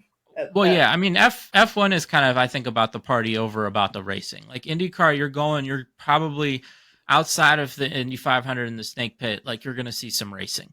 And then the last thing I would say is that the IndyCar docuseries is way better than the F1 docuseries, especially like at this point. The F1 docuseries, I feel like, is kind of played out because they've kind of told the stories that are easy to tell, and they can't tell a lot of the stories because it would make F1 look bad. And, F1 definitely has a lot of creative control. The IndyCar series, like docuseries, is also superior because it's not on Netflix. It is on the CW, which is a much better channel, much better place to watch things. I mean, it's a traditional sports network, so that makes sense. Yeah, absolutely. So it's called 100 Days to Indy, and it's all chronological. Like none of the Drive to Survive, like jumping around trying to build a narrative. There's they did the first season last year. They're doing another one this year, but it's like 6 episodes, but it's all chronological. It's just like one episode for each race leading up to the Indy 500. And then the last episode is like the Indy 500. So I want to talk about what some of the storylines are this coming season. So probably the big one just in terms of the cars is that hybrid is now coming mid-season. So this is something that was originally scheduled like 2 years ago. And because like COVID and supply chain, it kept getting pushed back. Actually, the original plan was to introduce a new chassis, a new engine, like just the internal combustion engine and the hybrid system in I think 2022, and that's all been delayed. The new chassis and the new engines ended up being completely canceled, and they're going to hopefully try again in a few years. They're doing the hybrid, but it's not ready for the beginning of the year, both in terms of like testing it and making sure it works, and also having enough to supply all the teams. So that will be coming in like June. So you'll do like the first half of the season with one car, and then like the second half, the car will be dramatically different. So that's going to be a fun thing to just have to adjust to mid-season. Then another big storyline in terms of some of the drivers is Alex Palou. So he's the defending champion. The thing he's really good at is tire management. So like whenever there's a race where the tire degradation is really high, that's when he really shines because he's just really good at taking care of his tires. But basically he joined Chip Ganassi Racing in 2021. That's like his first time he was on a big team, and he won the championship that season. So right away he had success. Then in 2022, he tried to sign with McLaren, but Chip Ganassi had like a option on his contract for another year. So there was a whole legal drama about who he was going to race for. They ended up resolving that by saying that Palou would drive for Ganassi for 2023 and then go to McLaren, sort of like finish out his Ganassi contract and go over there. But then last year, he's driving for Ganassi. He wins the championship again, and then he says like, I don't want to go to McLaren anymore. I'd rather stay with Ganassi. He's driving for Ganassi again this year, and McLaren has sort of like given up on actually signing him and bringing him in. But there's a whole legal battle now where McLaren is basically suing him for infringing on his contract, which has created some interesting situations, right? So like McLaren is trying to show like, oh, like we've been very damaged by him not signing. So like they're like talking shit about the drivers that they have now. Like, oh, like we have all these inferior drivers. Like it's all of this stuff is like in court filings. It's great. And this has been like an ongoing thing where he can't pick a team and stick to contracts for like 3 years. Moral of the story, billable hours stay winning. They do. Yes. I mean, so, and basically the whole, like the reason he did that initially wanted to go to McLaren is because he does kind of have his sights set on Formula One. He's from Spain. So he raced in Europe, like didn't really have an option over there, came over here. But like he still wants to get to Formula One. And so he initially wanted to go to McLaren because they also have a Formula One team. But now it looks like they have two young drivers who are pretty solid in the Formula One team. So it's like, oh, I don't really want to drive for them anymore. But yeah, and then some of the other drivers. So his teammate is probably his biggest competition. That's Scott Dixon. He's a 6-time series champion. He's second all time in career wins. He's really good at saving fuel. Like he is the god of hitting a fuel number, making his fuel last. And so he's his teammate at Chip Ganassi Racing. And then some of the other teams, Team Penske is actually owned by Roger Penske, who also owns like that whole series and the Indianapolis Motor Speedway. So that's kind of funny. Kind of a big deal. Yeah, his one driver, Joseph Newgarden, won most of the ovals last year, including the Indy 500. But then his results on road and street courses were not good at all, and so he wasn't really a player for the championship. Their highest finishing driver in the championship last year was Scott McLaughlin, who is he's New Zealand, but he came over from Australian supercars. So that's been a big adjustment in terms of like what kind of car he's driving. But he's made that transition super well. He was third in the championship last year. He's really good. And then Team Penske also, their other driver is named Will Power. He has the career record for most pole positions. He had a bit of a down year last year. He's looking to bounce back there. Will Power another related team, to Max Andretti Power. Global. Sorry. We love a simple sentence. Yeah. So Andretti Global is kind of considered to be a top team, but they haven't actually won an Indy 500 since 2017, and they haven't won a championship since 2012. This is like the team that comically screws up. So like if you like watching Ferrari in F1 with right for like the perfect. Schadenfreude, like Andretti is your team. Perfect. And they both have Italian last names. It sinks way historically. So historically, the Andretti's been really good at street tracks. Recently, their driver lineup, they've got Kyle Kirkwood, Colton Herta, and then they just signed Marcus Ericsson, former F1 driver, Indy 500 champion. They signed him, brought him in for this season. Arrow McLaren, that's Arrow is the title sponsor for the team, but that's like McLaren. They're owned by the McLaren that races in Formula One. They did not win a race last year, but that wasn't really indicative of their pace. Like they had decent pace. It just never came together. They are bringing in a new driver, David Malukas, because they didn't end up actually signing Alex Palou, but he broke his hand mountain biking, so he's missing the first race. They're even more damaged. Throw that in there. We lost Yeah. the driver to like broken hand mountain biking, and this guy not coming. And then the big headline for McLaren That was this a year weird is sentence. that Kyle Larson is going to be doing the Indy 500 with him. So he's the NASCAR driver, but he's coming over. Then they also, another team that is trying to be one of the powerhouse teams is Rahal Letterman Lanigan. So that is the Letterman there. That is David Letterman, the former late night host. But this is a team that had a weird year last year because they were terrible on ovals. Graham Rahal, their like lead driver, actually didn't even qualify for the Indy 500. But they were like really good on road and street courses. They won, I think, 3 poles on road and street courses in a race last year there. So really up and down. And, they're trying to figure out now how do they get good on ovals and be a complete team. But this is a team that's made a lot of investment. They're one of the top teams. And then a couple other teams. I'm not going to mention everyone or every driver. But Dale Coyne Racing literally announced their driver lineup today. So the first session of the season is on Friday. The race is on Sunday. Like they announced who their drivers were for this weekend today. And actually one of their cars, they announced the full season. The other one, they only announced who's driving this weekend. So it's As a little always, up in the air. We're available. Dale Coyne Racing, like they're traditionally one of the smaller, the smallest teams. They don't have huge budgets, and like there have been prior seasons where they've been kind of week to week on drivers. Some years they have a driver. I mean, this is a team that they kind of rely on not really signing a driver, but having a driver that brings some money and they can kind of put together some money and kind of meet in the middle. And so that's, they just haven't really found that this offseason, I guess. A couple more teams, Juncos Hollinger Racing. They had a promising young driver, Callum Ilott, driving for them last year, but there was some friction between him and their other driver, the Argentinian Agustin Canapino. Canapino, he's the big star in Argentina, which means he has like Argentinian stands online.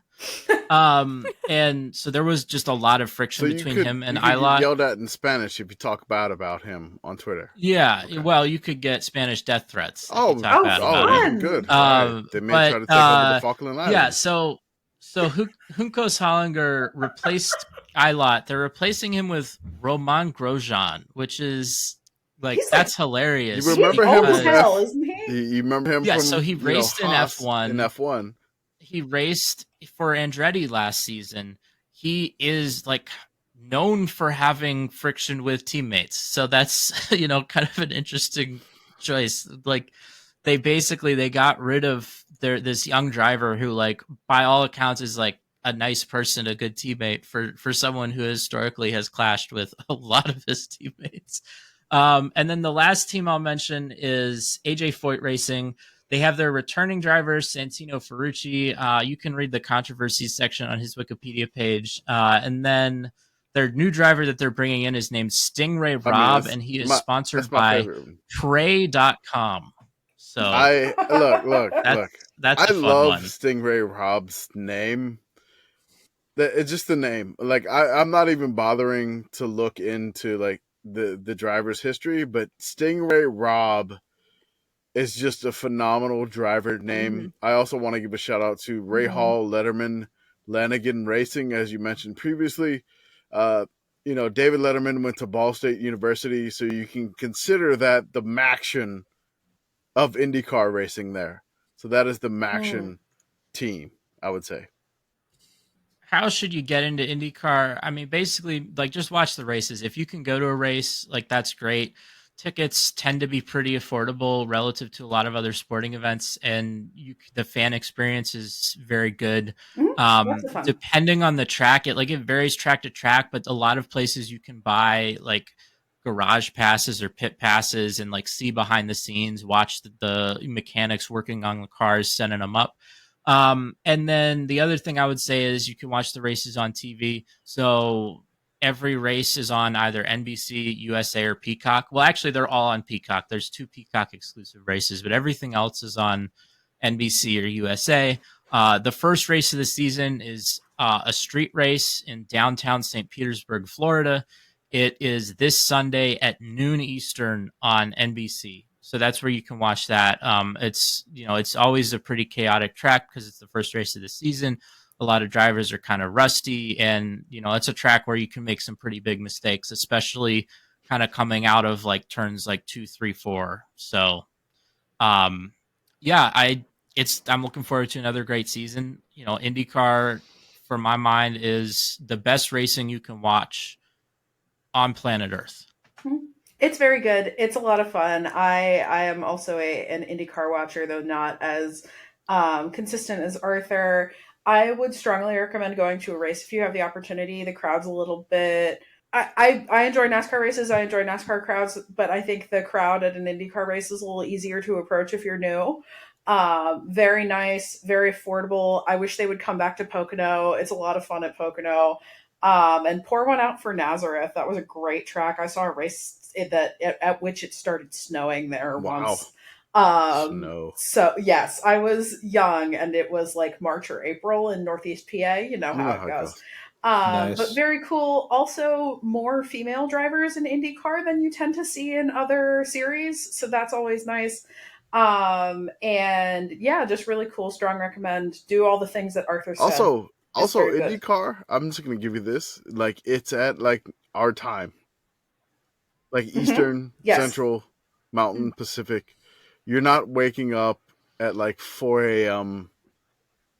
or 5 a.m. or 6 a.m. to watch an F1 race. It's Americanized. And there's It's American time. It's, and there's passing. it's on, and they pass. Like back and forth. There's not like turn 1 and it's over. Don't get me wrong. We love F1. We love the drama. We love the ridiculous enough. I'm sorry, I can't even say that right. We love the craziness of F1, and really, it's IndyCar is. I watched like 3 laps, and like the leader changed like 4 times on like a road course. Within 3 laps, and it was just, it's incredible. So there's not any ridiculousness, and also in those 3 laps, Roman Grosjean wrecked his car. So it was a lot of fun. It's a lot of craziness. There's good entertainment. If there's nothing on your TV on like a Sunday afternoon, throw it on. It's fun to watch, and it's definitely worth your time. So. I guess that's all we have for the podcast today or this evening, whatever. Thank you so much, Pitt Girl, for acting as Jordan. Thank you so I try my so best. much from Thank you for acting as Jordan and his horrible voice Thank impersonation. you. Thank you to Grish and Arthur and Beth being amazing as always. And one more thing to end the show.